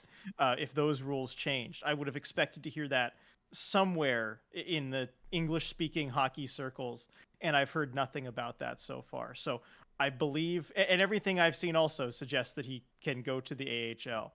So until I get any further information that's in English, I'm going to believe, to the contrary, I'm going to believe that he can go to Coachella Valley. Yeah, but I mean, and how horrible is it that it's totally believable that the NHL would make a deal like that and just never talk about it. Yeah, I mean, you look at with the lottery odds where we found out there was a secret rule today. So it's entirely possible. Mm-hmm. But I was going to say, you didn't find anything that corroborated it, but you also didn't find anything that disputed it really either. So. No, and I was also looking for examples. Well, I started by looking for examples of Finnish players last year that may have come over and got played in the AHL this year, as a counter example. But then that article, I guess, claims that agreement was made a month ago. So that wouldn't apply anywhere. And I think Sepala would be the first Finn that would fall under the new agreement if that is what in fact happened. So there were no counter examples. There were no examples to prove the rule. Yeah, Madero's thanking me for the detective work. Yeah, I'm sorry I couldn't give you a better answer, but that's all I came up with. Yeah. So there you go. That takes care of Medeiros' question. Next, Ty, pizza, beer, playoff hockey, and I get to see your faces when I send you messages. Let's go Tuesday. There you go. Ty living the best life there. Um, let's see. Stratic, Nylander almost scored shorthanded on that Yeah, breakaway. that's what I was As talking you about. mentioned about, yeah. Stratic, I think the talent fall off from pick 3 to 4 is relatively steep, sadly. We'll see. Like I said, I Yeah. haven't Is dug that in into it general all or yet. this year? I don't know. I don't think in general. I Yeah. think he meant this year. Absurdly saying thank you. Have you figured out that I have a new Twitter handle now? I was a naughty girl just the one time, which seems extreme, but what did you do? What did Oh, you do? I have to go find this I was now. gonna say I don't know that I've that I have the new one yet. You know where to find me though to send me a message or something. But yes, I guess I haven't seen you in the last day or so on there when I've been on there. Um, but also like good for you. It's fun to be like that sometimes. I get it. Yeah. My mom always had a rule. Her rule was that you had to break a rule every day. That was my mom's Mm. one rule. Yes, I remember that. That's great. Let's see. Does Seattle make the playoffs in 3 years?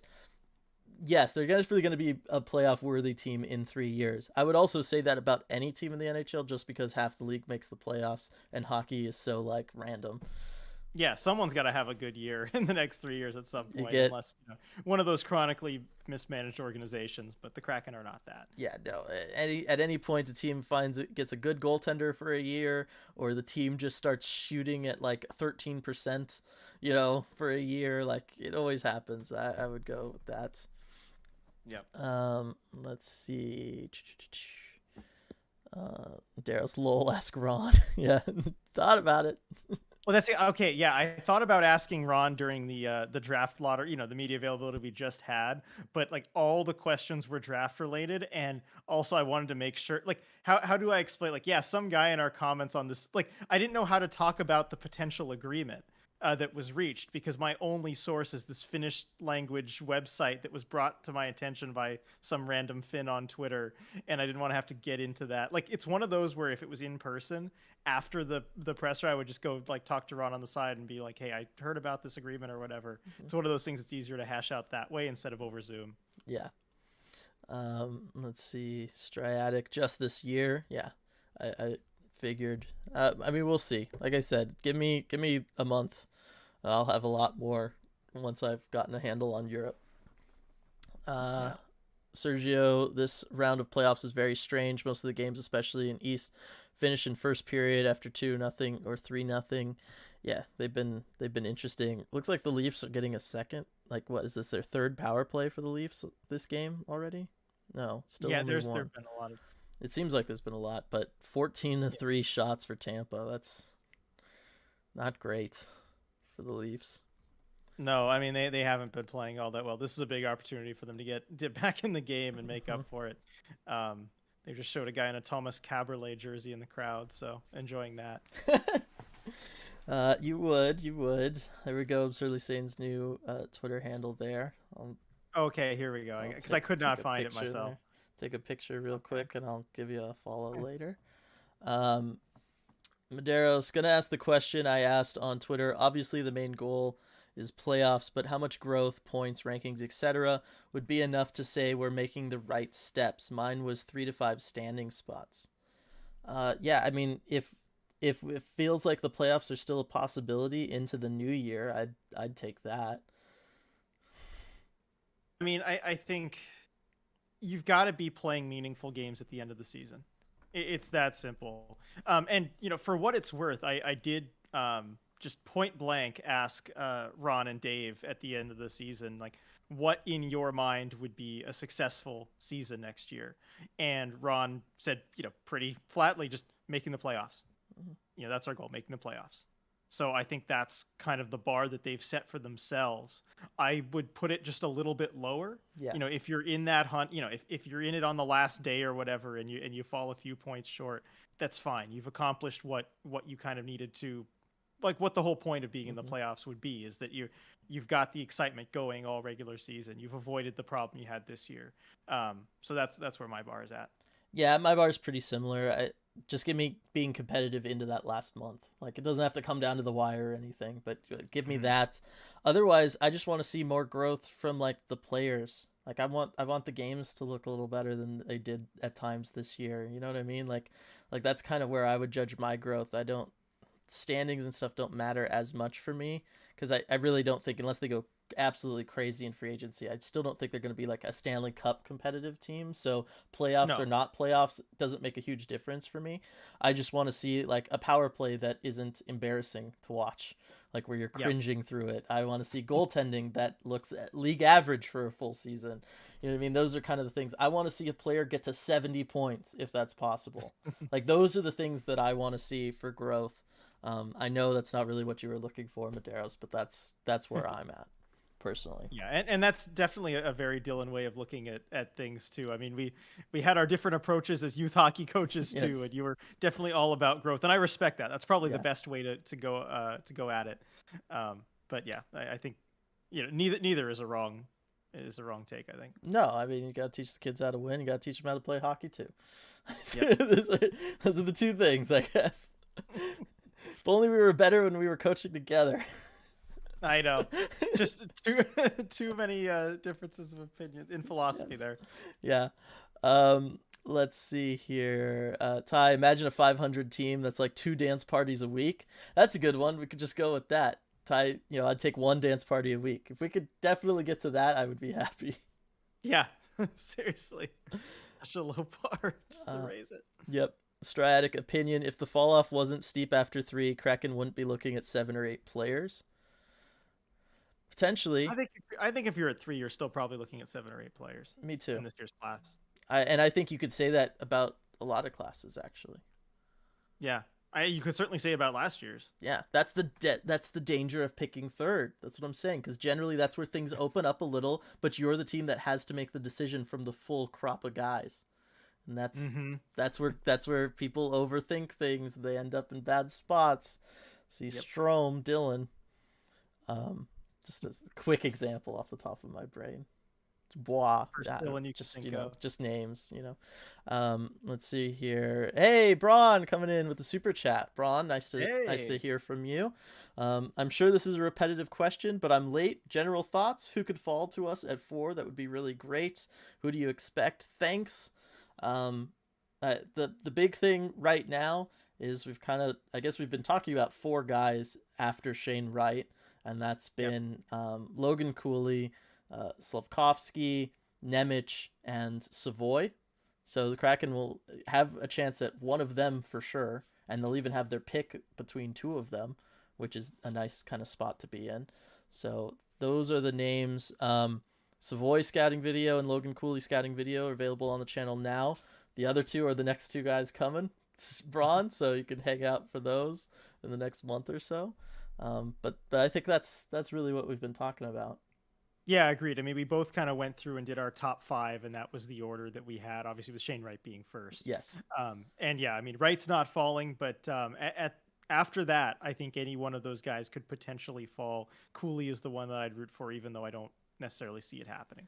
It seems like the biggest stretch. Like I said, I could see New Jersey falling in love with Slavkovsky at 2, just because it's different than what they have. Yeah. But I don't know that Logan Cooley gets past Arizona. So it would be interesting to see. But we're all pretty upbeat about things, Braun. Everybody, there was a little bit of disappointment about dropping down a spot. But for the most part, it seems like everybody's pretty good and just being happy to have another Kraken thing to be talking about again. Yeah. No, I mean, it's great to have some relevant news there. Yeah. Let's see. Going back up to Ty. I'm not sure I could handle Kraken in the playoffs. Lol. I'm having a hard enough time with Colorado, and I haven't followed them hardly at all this year. Yeah, and they got a sweep, Ty. So in this year of playoffs, you could be like me. You've talked with me freaking out through these Pens games. I don't know if we need to hear that from you right now. Yeah. Talk to us in the second round. It's a different experience, though. I mean, it gets crazy. I was gonna say, talk to us in the second round when you're having to play Minnesota or St. Louis, Ty. I'll have more sympathy for you then. Hmm. um, let's see. Uh, do-do-do-do. Kitty B Kraken, did anyone sneak in a question to Francis about trots? I'll have to go back and look at look at the Ryan Clark questions to see if he put something encoded in there, about the first letter of every word or whatever. But no, nobody asked him about Barry Trotz. That's just obviously not the kind of question that he's gonna field Today, certainly, yeah. But Yeah. it wouldn't be tampering, and that's ultimately what matters. Mm-hmm. Yep. There are no I would, dumb there are no dumb questions except for the ones that the response is, well, I can't comment because that would be tampering. which we've had a few of those Yes. actually that I've seen this season where people have talked about specific players. I've seen that in all sports. I've even seen the GMs that accidentally fall for it. those, those are the really fun ones. Magic Johnson with the Lakers really springs to mind. Quite a couple times that he fell for that one. Reading ID, Blackwell is fine and just drew a tripping penalty. See, these Toronto power plays. 0 for 3, only 4 shots on the board. This is really feeling like a Lightning kind of night. Yeah, it Prove. is. I mean, hey, Colin Blackwell though, just doing his thing. Mm-hmm. Oh wait, is oh no, it's gonna be 4-on-4. There was another penalty called as Toronto's on the power play. Well, there you go. I was gonna say, now's your time to prove me wrong, Keith. I've been really harsh on you. I do not think he's the coach to get Toronto over the hump or anything. This would be the time. If you can come out in the second period, get a goal or two, steal momentum back, that would go a long way in my mind. Yeah, Mitch Marner takes a penalty 6 seconds into their power play. Gotta love it. One of those hooking off the face-off kind of deals. Yep, gotta love it. Ty, I don't know what I was more excited about when I heard about Trotz, him as a coach or Mitch Korn. Mitch Korn could take us to the playoffs with Hack. He's that good at his job. I mean, he is very good at his job. He is, and I think he is that good at his Yeah, job. probably. You don't have to get Barry Trotz to benefit immensely from this. Hmm. If for some reason Mitch Korn isn't just going to follow Barry Trotz to his next destination, you have to use all the resources you can to go out and try and get him. Yeah. Um, yeah, And he has worked with Grubauer before. Maybe he'd want to. I don't know. Yeah, we'll just have to see. It'll be interesting. Because I could see him taking a year off and just doing like goalie camps if Trotz Yeah, that's doesn't true. coach too. So you never know. Yeah, wait around for him. Yeah, you never know. I don't know. You need Gruby to go out there right now and and try and put the good But word he's in Europe. in. I know. That's the problem. You got both your goalies in Europe right now. Yeah, that's true. That when you need him the most. Joey's played in the playoffs. Yeah, in that's what I'm Charlotte, so saying. he's Everybody's busy. What's Matty Send Beniers doing? Antoine Bibeau to recruit Mitch Korn.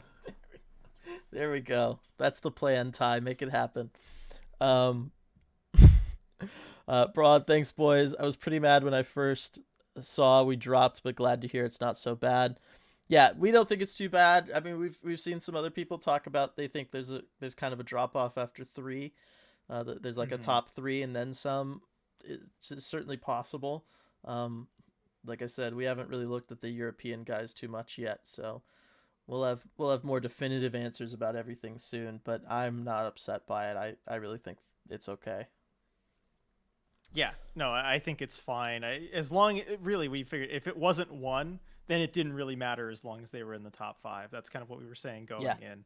Yeah. And it's not 1. That's obviously disappointing a little bit, but yeah, other than that, it's fine. Right, and if we've kind of isolated those 5 guys as kind of being the 5 guys, then it's probably the higher up there you can be is better. But at least you're not 5th where you're just kind of taking whoever's left.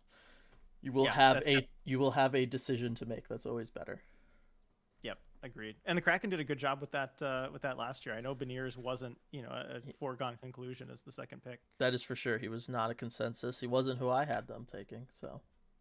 Yeah. Granted, I was a little aggressive with my Brandt Clark. Did you go Edvinsson? No, I did Clark. Remember, Brandt Clark. Oh, that's right. Yeah. That was very aggressive and kind of off the wall. There might have been some elements of trying to get some YouTube controversy stuff going on that a little bit. That being said, I do still stand by Brandt Clark. He's a phenomenal player. He's developed really well over this past year. Yeah. Edvinson too, though. Like I would love Edvinson. That it's looking like such a strong draft class Well, yeah, and we knew it too at the at the time. time. Yeah, we did. It's just been fantastic. But everybody, like, I was surprised by the McTavish pick at 3 from the Ducks, but boy, he looked NHL ready this year. Mm-hmm. So it's been a good one, that's for sure. It'll be fun watching everybody. And then there was Ottawa at the end of the top 10 there, doing the head scratching decision. Oh yeah. Poor Who was it? Bouchard. Oh, Yeah, it was Boucher, Tyler Yeah. Boucher. Yeah. So that's yeah, and unfortunately we won't get to see Pierre McGuire making those decisions again. Yeah, that'd be funny. Ty, RJ, who is your secret playoff team? Who's my secret playoff team? Yeah. Let's see. I mean that I'm rooting for. I'm guessing is what he means. Well, it's not really a secret because I've talked about Florida as the team that Since I Vegas is out, he's clarified. since Vegas is out. I mean, that's the thing. Yeah, my first priority would be just anti-Vegas if Vegas was in. But since they're out, I've got to go Florida because Joe Thornton needs a Stanley Cup. First and foremost, as disappointing as that Panthers team has been so far, they remind me a lot of the 2009 San Jose Sharks, who won the President's Trophy and then got bounced by the Ducks in the first round. They just look so much like that team to me, and making everything difficult on themselves too. Like, I remember the Sharks when they won, was it game 3 or 4 to like save them in the series in overtime, celebrating like they just won the cup. Like, no, you got to take care of business here. This shows that you don't really belong yet. And what's the common denominator between those two teams, RJ? Just really trying to find something here that's not Joe Thornton you could put as the common denominator between those two teams. I was gonna say because it might be Joe Thornton. Yeah, no, I know. I'm just poking fun. This isn't on Joe Thornton at all, considering he hasn't played. So, I mean, yeah, he hasn't played a it's single that. game. But why don't you? I mean, well, now that they won the last game, I'm sure they won't. But like, I was thinking after game 3, why don't you put Joe Thornton in the lineup? Nobody's gonna try harder than him No, to get you a win and do what he can. no. So, But let me pitch you on this, RJ. all right. I think we can both agree Jeff Carter looks really good in a Penguins jersey. Yeah. Okay. Yeah, right. He needs a cup What with trap the have I Penguins. fallen into? He needs a cup with Oh, the Penguins. No, I don't think he does. Yeah, I think he does. I think all those guys need one more. Nobody needs another cup with the Penguins. Nobody. Nobody? Not unless Joe Thornton somehow gets moved to the Penguins. Malkin might retire, and you're saying he doesn't need another Stanley Cup? Oh, boo-hoo. 3 Stanley Cups. I think he's had a kid since their last one, so that kid hasn't had a chance to be in the Stanley Cup, sit in it, you know? That needs to happen. This is what growing up a Penguins fan gets you. You act Malkin's like- other kid needs to have a picture in the Stanley Cup. I'm just saying, like, think about it. If your brother had a picture in the Stanley Cup and you didn't, how would you feel? Be like, come on, Dad, what the heck? Yeah, what another one. Yeah. There you go. So I'm just saying, Dylan. these are the things to think about. Just throwing that out there. No one beats Dylan in a debate, I tell you. He'll come up with the craziest stuff. Braun, I know we've talked about this before, but are the chances of us getting Johnny Hockey closer to 40% or 5%?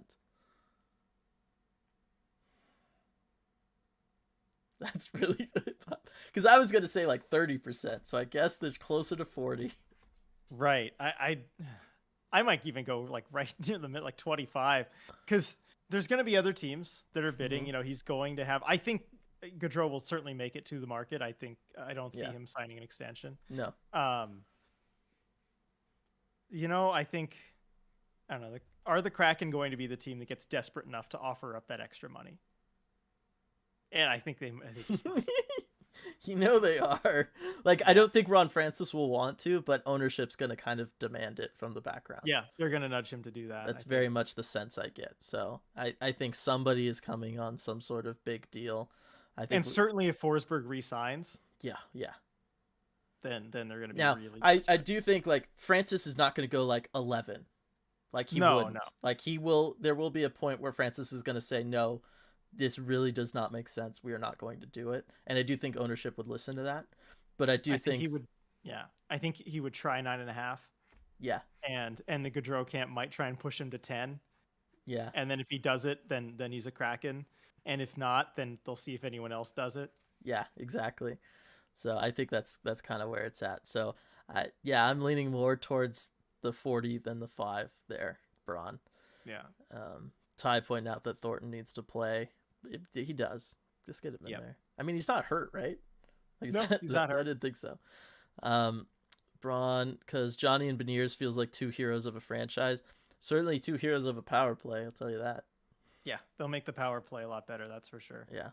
Pens are yucky. Sorry, Dylan. Come on. We got rid of the bad gold color, the Vegas gold color. We're back to black and yellow. It's all good.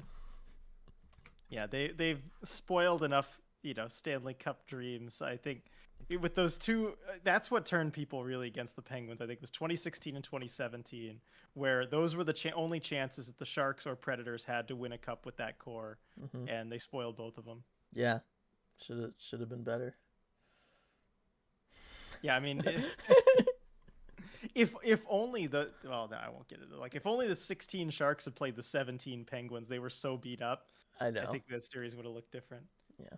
Yeah, no, the Preds absolutely should have been better because that Penguins team was so beat up. Yeah. What could we say? Matt Murray, there's something special about people born May 25th, 1994. Yes. I can't argue with that. Yeah, we're pretty great, those guys. Striatic, Sidney Crosby needs another Stanley Cup with the Penguins to make up for all that time lost to stupid injuries in his prime. See, I got Striatic to agree with me. That means like has to happen. No, you're wrong, Striatic. Ty says it seems reasonable, although the laughing emojis kind of make me think he's not being serious. Crosby already got a Conn Smythe he didn't deserve. That is true. That was Phil Kessel's. Yeah, in 2016. 2016, that should have been Phil Kessel's. Crosby deserved it the next year, but Phil Kessel deserved it 16 for sure. Yep. I will buy the conspiracy that they didn't know if they'd ever get the chance to give him another, and that's why they did it. I will buy that conspiracy all day. Let's see. Braun, I'd take Philip too. Cries and Predator. I know. It would be tough to see him go if you're the Predators. Because really, I mean, I still go back to, remember how he got to Nashville, RJ? In like the most lopsided trade ever? Yes, the Martin Erat trade, the infamous Martin Erat trade. And then how he fell in the draft, too. I remember I was at your house watching the draft. And, I mean, you were all over the Penguins taking him so you could play with Crosby, right? Yes. They picked Derek Pouliot instead. That was bad. I know. But, we were both saying, Forsberg, he's got to go, because he fell. He was really high in the draft rankings. So a lot of things happened right for the Preds to get him, Yeah. Let's see where we're going. And then Braun, not yucky looks wise, yucky in the way Pittsburgh's winning all the time. I know, but also like, Crosby only won 3. Like only won 3.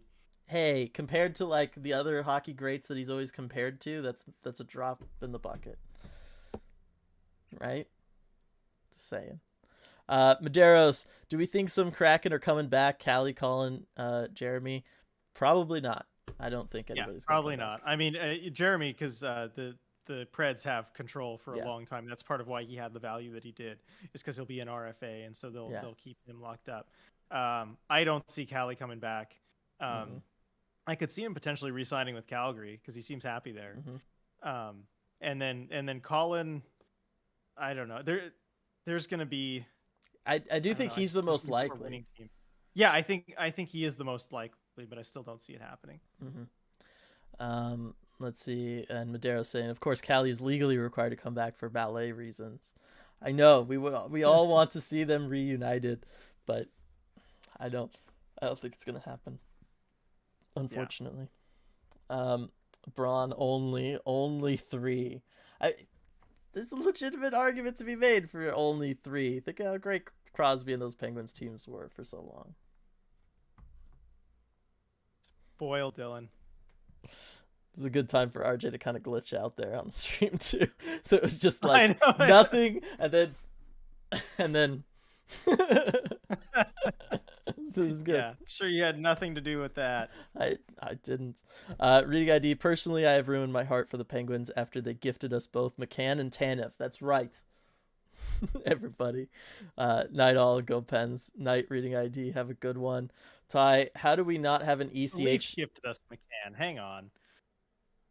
I Well, know the Pens played their role, but like if the the Penguins aren't Leafs were the involved, dumbest team of that group. I know, but I'm just saying if the Penguins aren't involved in it, McCann doesn't end up a Kraken, or certainly they both don't end up Kraken. Right. No, I get that. So would have been interesting. Who do you think Francis takes out of those two if he has to decide on one from Pittsburgh?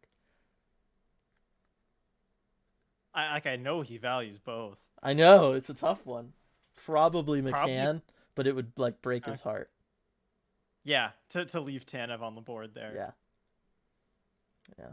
It really he helped Pittsburgh by taking the Tanev contract off their books. Yeah, seriously. I mean, that's what like no with that contract, I was surprised they took him at all. Yeah. All right. Ty brings up a very good point. How do we not have an ECH inaugural season shirt? I think we actually talked about this already, and we didn't end up doing anything. Yeah, I think we did. We really ought to have that. It got lost in everything. At the end of the season, there it all just got so crazy between the traveling for me and both of us being sick, and we were just like trying to survive. Yeah, because only one of us could be feeling okay at any given time, and so we had to do like two people's work in one, whoever it was. Yeah, it was rough, but yes, you're right, Ty, and get our designer on that. That does need to happen for sure. Let's see, Valentina. Crosby's original jockstrap superstition is yucky. Yeah, I'll agree with you on that one. And I'm not a fan of superstitions in general when it comes to hockey players. I know you're not. And I know he's the poster boy for it. I will say this for the those of you still with us on our drive up, we listened to Audibles did a thing with Crosby where it's just kind of looking back at his rookie year with him and various people he played with and people within the Penguins organization and stuff, and it was very, very good. And it really talks about him growing up and all the hype and some of the like camps he did as a teenager out here in LA. Actually got to play with like Gretzky and Lemieux and stuff back then. It was a really, really interesting one. It's short, it's an Audible original, so if you're like an Audible member, you can just like, you know, I think you get 2 of those a month, and it's short, it's 5 hours. But it was a really interesting thing. I think all hockey fans should probably give it a listen, just given, you know, his presence with the sport this last 2 decades really. Yeah, no, there's a lot of cool stories there behind the scenes. Yeah. All right, what's going on in these playoff games, RJ? You've been keeping tabs on them. All right, so Leafs Lightning's at intermission. First intermission, it's still 2-0. Boo hiss. Carolina. Huh? I said boo hiss. Always wanted. Yeah. And then Carolina's over Boston 2-0, and we've got about 6 minutes to go in the second period. Carolina on a power play, but Boston cycling the puck in the Hurricane zone. That's what you want to see. Yep. All right. Now they're kind of bailing out here, and the Hurricanes can regroup. But right. Yeah, it looks like the Canes are in pretty firm control of this one. Oh, as I say that, who fell down? I think it was Teravainen, just lost an edge. That was Nietzsche. Oh man, that was pretty funny. Let's see. We're going over the blue line. Striatic. Why did no one ask Francis about the Kraken NFT? It's kind of lottery related. Yeah, there we go. That would actually be a question for Todd Lewicki, and someone ought to ask him about whatever happened with that and with the. Because I mean, yes, I know with the mascot stuff. I was gonna say, where was the mascot question too? I know. Because I don't think we've gotten to ask Lewicki questions in a while. Like I ran into him, you know, outside of work and everything, so I didn't ask him then. But even though I probably should have. I was gonna say that's when you get to put exclusive on the tweet. Yeah, there we go. Exclusive on. Yep. But yeah, I mean, so next time we talk to him, someone's got to ask about the mascot. Yeah. It has to happen. And with the NFTs, like, did anyone buy the mascot ones? Like, and if they did, what was the hint? And then, you know, what happened with the promise? It was strongly suggesting the diver and the kind of old timey diving suit. Yeah, I mean, what was it? Our theory that we came up with that the NFT they got some kind of NFT sponsor for the mascot they sponsored the mascot, and it was like the NFT company, and there was so much backlash that they Yeah. had to just scrap it and go Yeah. back to the drawing board. Yeah. And they could probably still go with the diver, but if the diver was, I mean, wasn't it called like, what was the name of the company? Didn't it have like C in the name? Like if they It like made the might have. colors and everything, the same color and everything, then yeah, you'd have to. Okay, we gotta be more success. I just Kraken NFTs, and I'm like, well, no, because Kraken is a Yeah. platform there. Yeah, Lots of Seattle things. Kraken NFTs. Um, Carolina scored, by the way. Seth yeah, it's Jarvis. 3-0. We're in for more blowouts. Yay! Yay! That's what everybody wants. Orange Comet, Striatic.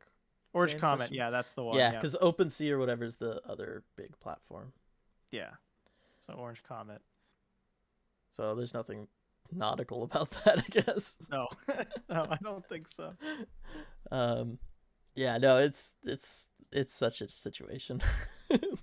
Yeah, So unique and very much something we're gonna be the only group of people to remember.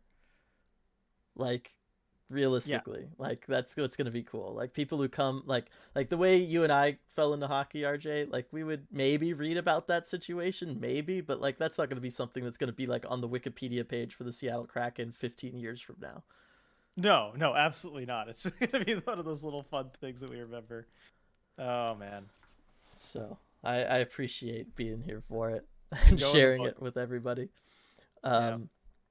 Braun, Yucky Teams, Bruins, Pens, Blackhawks, Sens, and Jackets. My opinion. I mean, it's not a bad list. It's not a bad list. Yeah, I mean, first three spot on. Yeah. Sens, if you're going, I don't know. They with the ownership difficulties and stuff, and Yeah. then Jackets. Jackets are. I don't know, a lot of people hate the Jackets. Am I like missing a reason for that? Well, because I used to, but I'll admit it was not for the best reason. It's because they helped the Kings to win both of their Stanley Cups, and we're like proud of it. Yeah, there you They're go. like, yeah, besties, let's go. So I've never respected them. Yeah. But I don't think that's the reason everyone else is against them. No. Ty, what's going on? Canes are passing the puck, lol. I've never seen a team pass so much, and that's coming from a Kraken fan. Boy. And then Sandpipes pointing out Canes scored right as power play ended. Sandpipes, in the alternate world where McCann wasn't traded from the Penguins, would the Kraken have taken Kerfoot from Toronto? Sure seems like it, given was like the other video they did. Yeah, I think so. Pike Place Market. That's probably what they would have done. Yeah. Ty, Todd is a great guy. If you see him, he will talk to you. I gave him my feedback on the season and had a good chat. He bought me lunch at 32 Bar and Grill, lol. There you go. Good on you, Ty. Oh yeah, good on you. That's a nice move. And Todd absolutely is a great guy. Like that's exactly how Todd is. Cool. He will stop and chat with you. Yeah. No, you'd love to hear that. Let's see. Ty, also from Ty, I won the tickets from the NFT and 2 lucky ECH followers got to go to a game, mark it in the win column. That is true, and we thank you for that. Yep. Yeah, thank you, Ty, for donating the tickets. That was awesome that people got to go. Yeah. And that was another whole situation with the NFTs. Like the whole ticket thing. So much. Oh yeah, and the language in there that made it seem like Yeah, that was the whole situation in and of itself. So much good stuff. Let's see.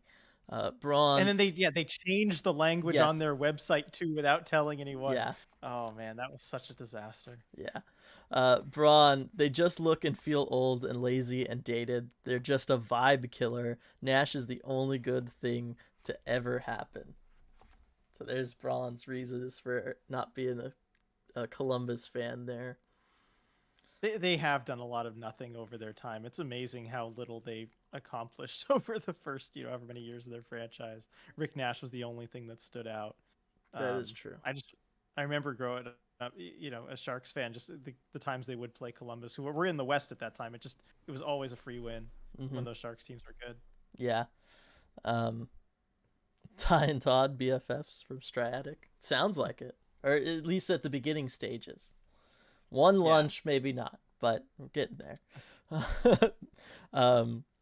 Ty actually won them. I didn't complain about it, lol. Okay, well, there you go. And then Braun, also, I feel what you were saying about remembering Dylan. That's exactly what I love about being a sports fan. The trivia you can bring up hanging with the boys or girlfriend, if they didn't have a team, I might not know that city existed. Okay, so separately, they're talking about Yeah. Columbus. That trivia, like, did you know Columbus, Ohio exists? I love hockey, It's a man. good one. Yeah, I guess the only other reason would be the Ohio State University being over That's around big. there. Yeah, but if it wasn't for the Blue Jackets, I would not have known that Columbus is the largest city in Ohio. Yeah, no, I would not have known that either. I remember would have finding assumed that out. Cleveland. Yeah, I remember finding that out and my brain exploding. I was just like, what?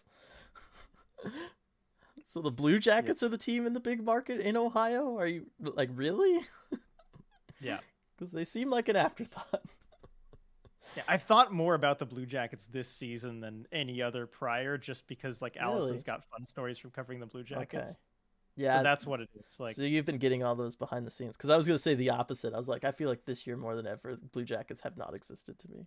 oh no, agreed. Yeah, in that respect, yes. But yeah, with Allison having covered them for so long, they've been on my mind more. Yeah. Toronto going back to a power play. Fourth time's the charm, right? Yeah, I mean, Reminder, despite winning sure. game 1, they went 1 for 10 in those first 2 games on the power play. Not great. 2-on. Oh, I was like 2-on-1 for Tampa shorthanded, and then Mitch Marner emerged out of the corner in his own zone. I don't know how he got there.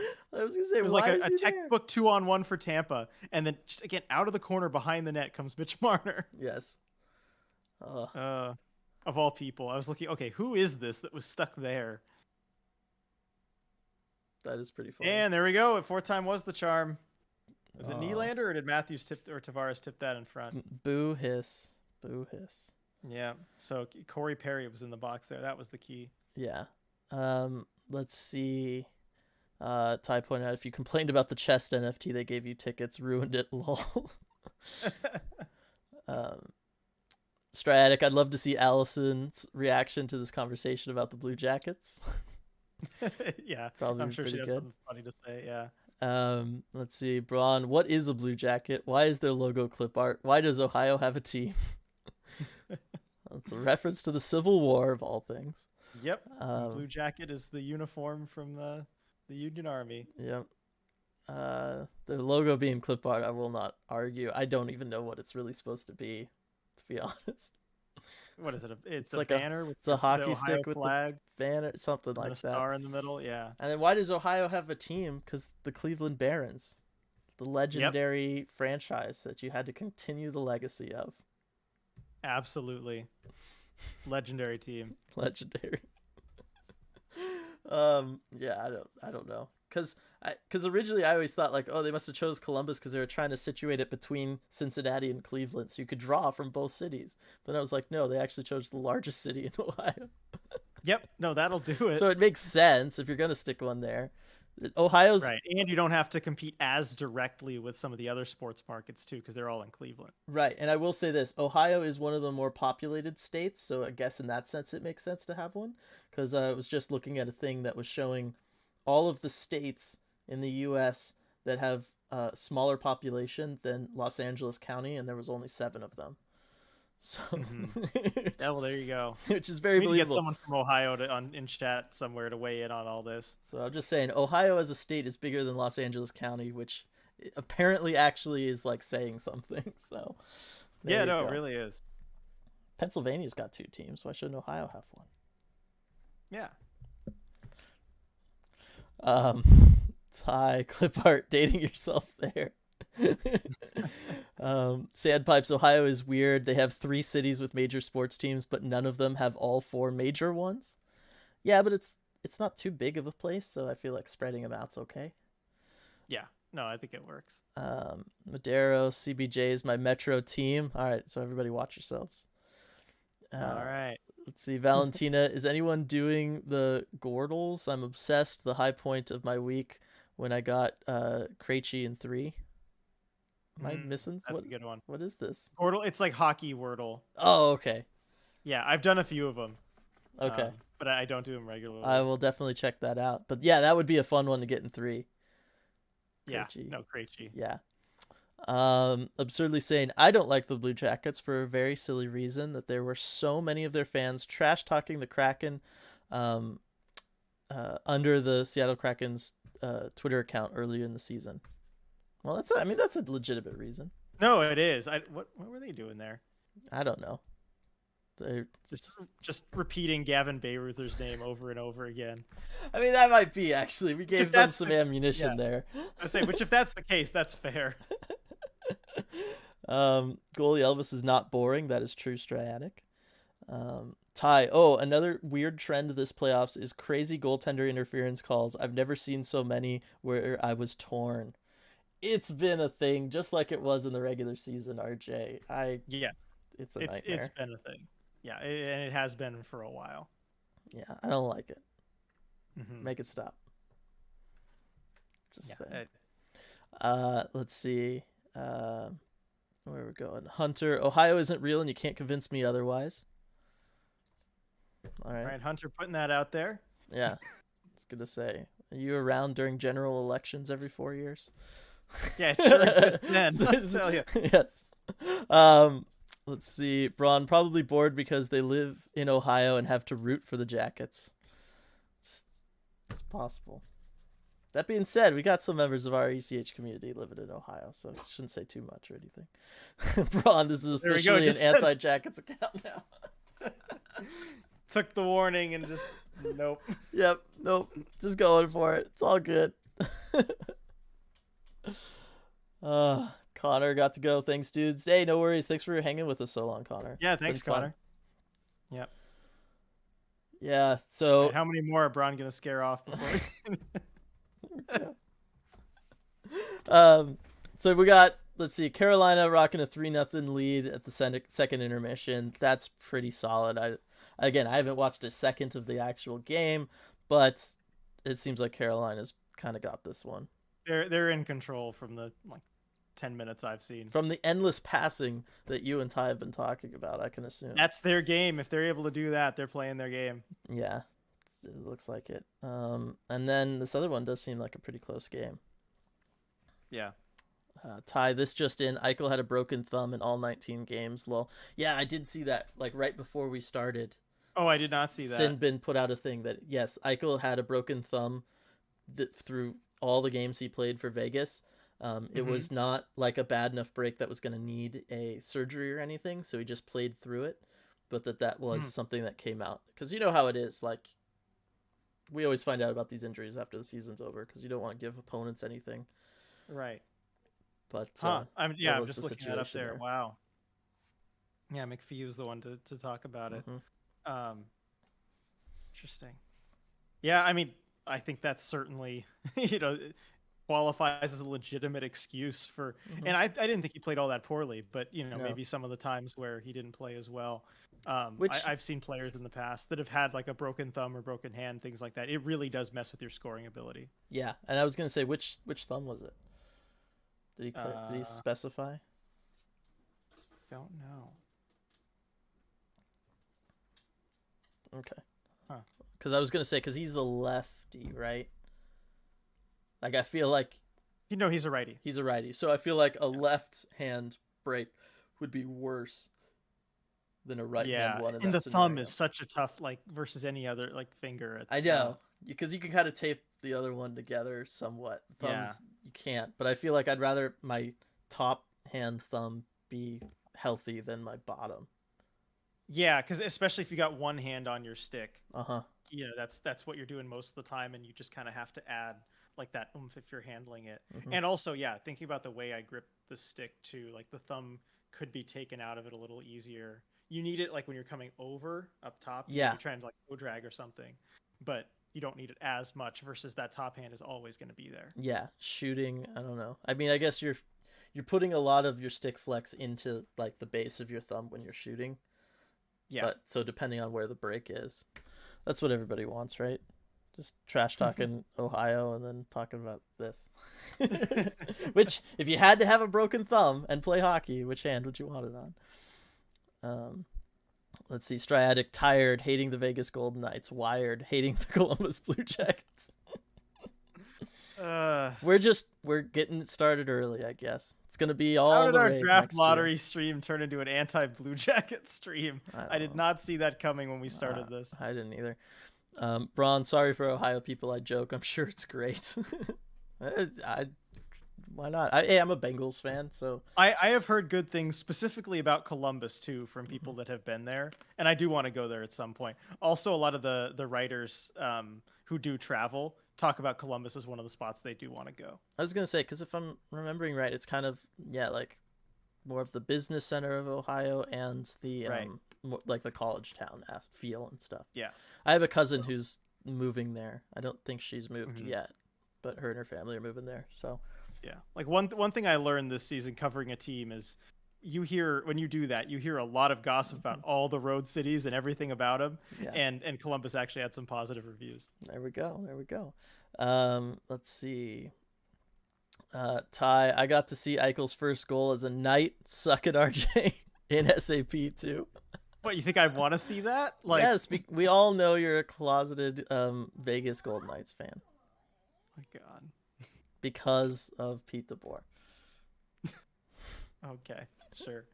Well, then I guess I won't be much longer. Yeah, it doesn't sound like it. Also, the Eichel thing officially a bust or still time? Still time. RJ and I both agreed on like you got to give it a full year. Let him be healthy over an off season.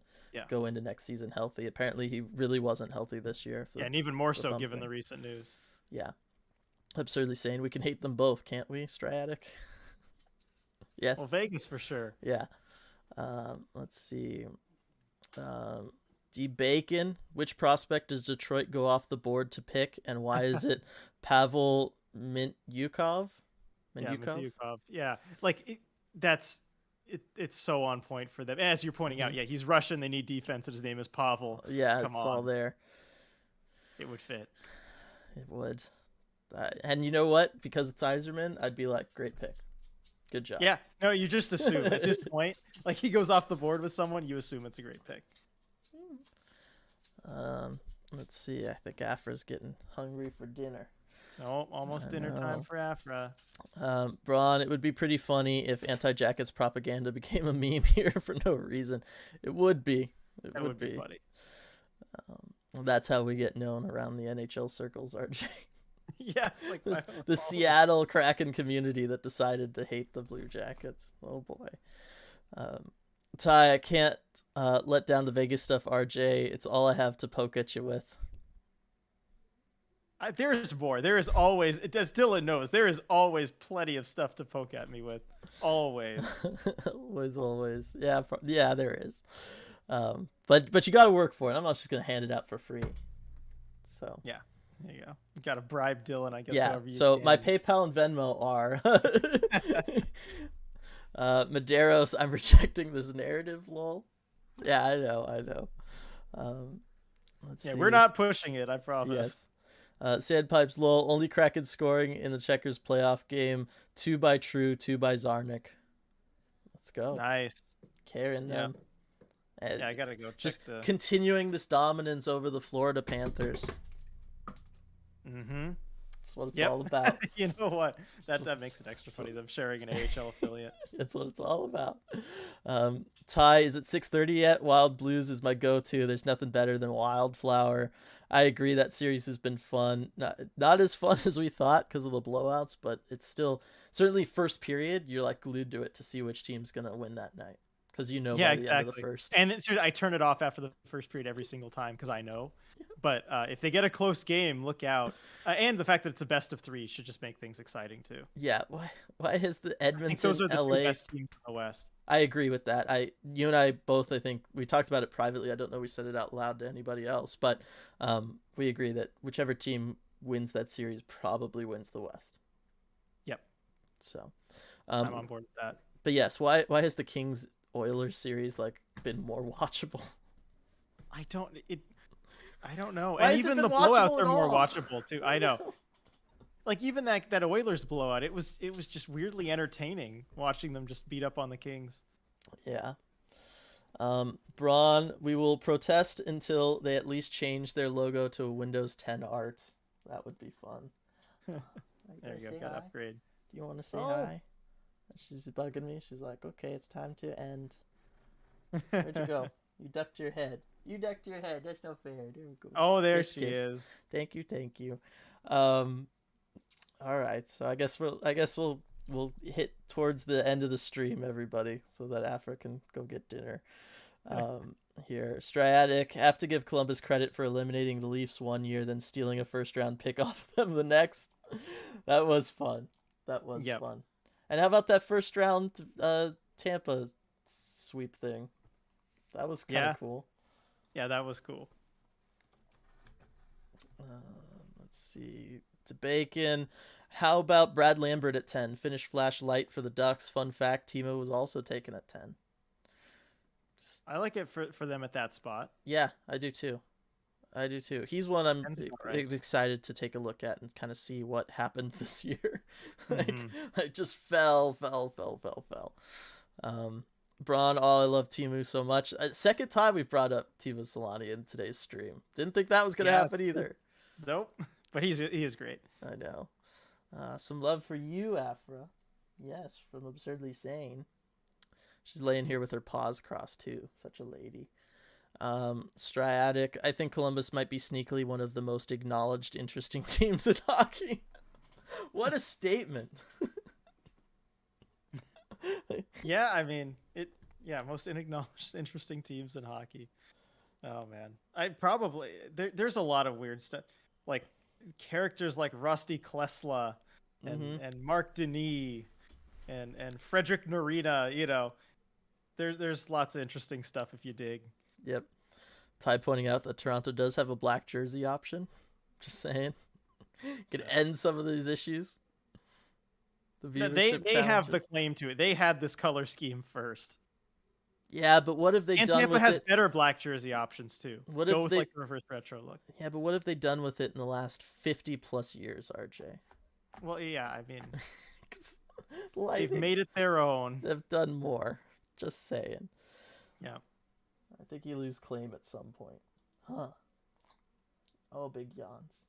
Big yawns. All right. All right, she's telling you. Yeah, it's 6 o'clock. That was kind of when we said anyway. Yep. It's been real. Thanks everybody for joining us for this. It's been 2.5 hours stream. I think it's been good. Talking playoffs, just kind of catching up with everybody. That's been really fun. Yeah. And No, I then, was definitely looking forward to this. and then obviously the lottery that blew by like really fast. Didn't quite get to savor the moment and the I tension. know, it was so quick. So fast. All right, here we go. See, you got to start ending the stream so everybody starts flooding you with Or the takes chats, here. yeah. Braun, takeaways from today. We all hate the Jackets. Joke. 2, we will be fine with 4. 3, playoffs have been weird. We all love Timo. The very, very perfect way of summing up the stream, Braun. I think that's very Try explaining good. that to anyone who wasn't here. Exactly. Sandpipes, doesn't How'd the stream Tampa... go? Well, Yeah. Doesn't Tampa also have black jersey option? Yes. And Ty there. Oh, RJ suggested the old Black Bolts jersey, which is sick. They are good. I do like those jerseys a lot. Yep. But again, they've won the 3 most recent cups in that series, so they get to decide.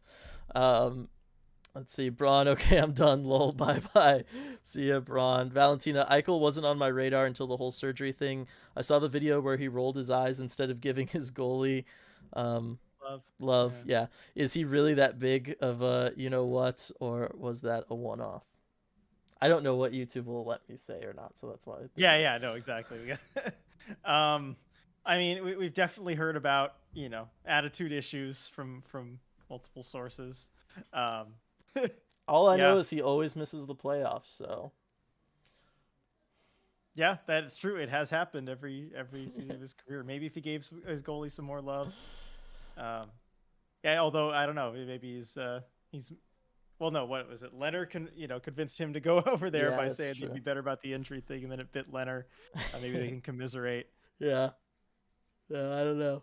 Be interesting to know. But I do think everybody deserves a one-off. I don't know what was going through his head there. Yep. Absurdly Sane, good night, everybody. Good night, Absurdly Sane. Valentina, we just officially opened up our office again. New hire brings in his dog. I love it. Keep treats in my desk. Good for you, Valentina. That's why you're awesome. And good on your company for letting them do that. Yep. I'd love to. Well, you don't like strangers, so maybe you wouldn't be a good office dog. No, She she'd freak out. she winked. She knows. I was gonna There you say go. I still don't think we've ever done the Afro origin story. We'll have to do that on a No, podcast. no, we haven't. That'd be a really good one. Yeah, we'll do that. It's interesting. All right, everybody. Thanks for joining us for this stream. We now officially passed the 2 hour 30 minute mark, so we're good to close it. It's been a lot of fun. I look forward to doing this with these playoff games again real soon, really soon. Yeah, definitely. Miss hanging we'll be out doing about more of everybody. these. Ty, talk to Crosby about tendies. You'll see how important they are. That is right, and that's why Flower should have been a Penguin. If Flower was on the Penguins right now, we'd all be on board with it. Just saying. Those are my last, no. Those are my last words. There we go. Of the stream. Preface that one. I don't think you'd be all that, disappointed if wouldn't those be. were your last words. I wouldn't be. All right. See you, everybody.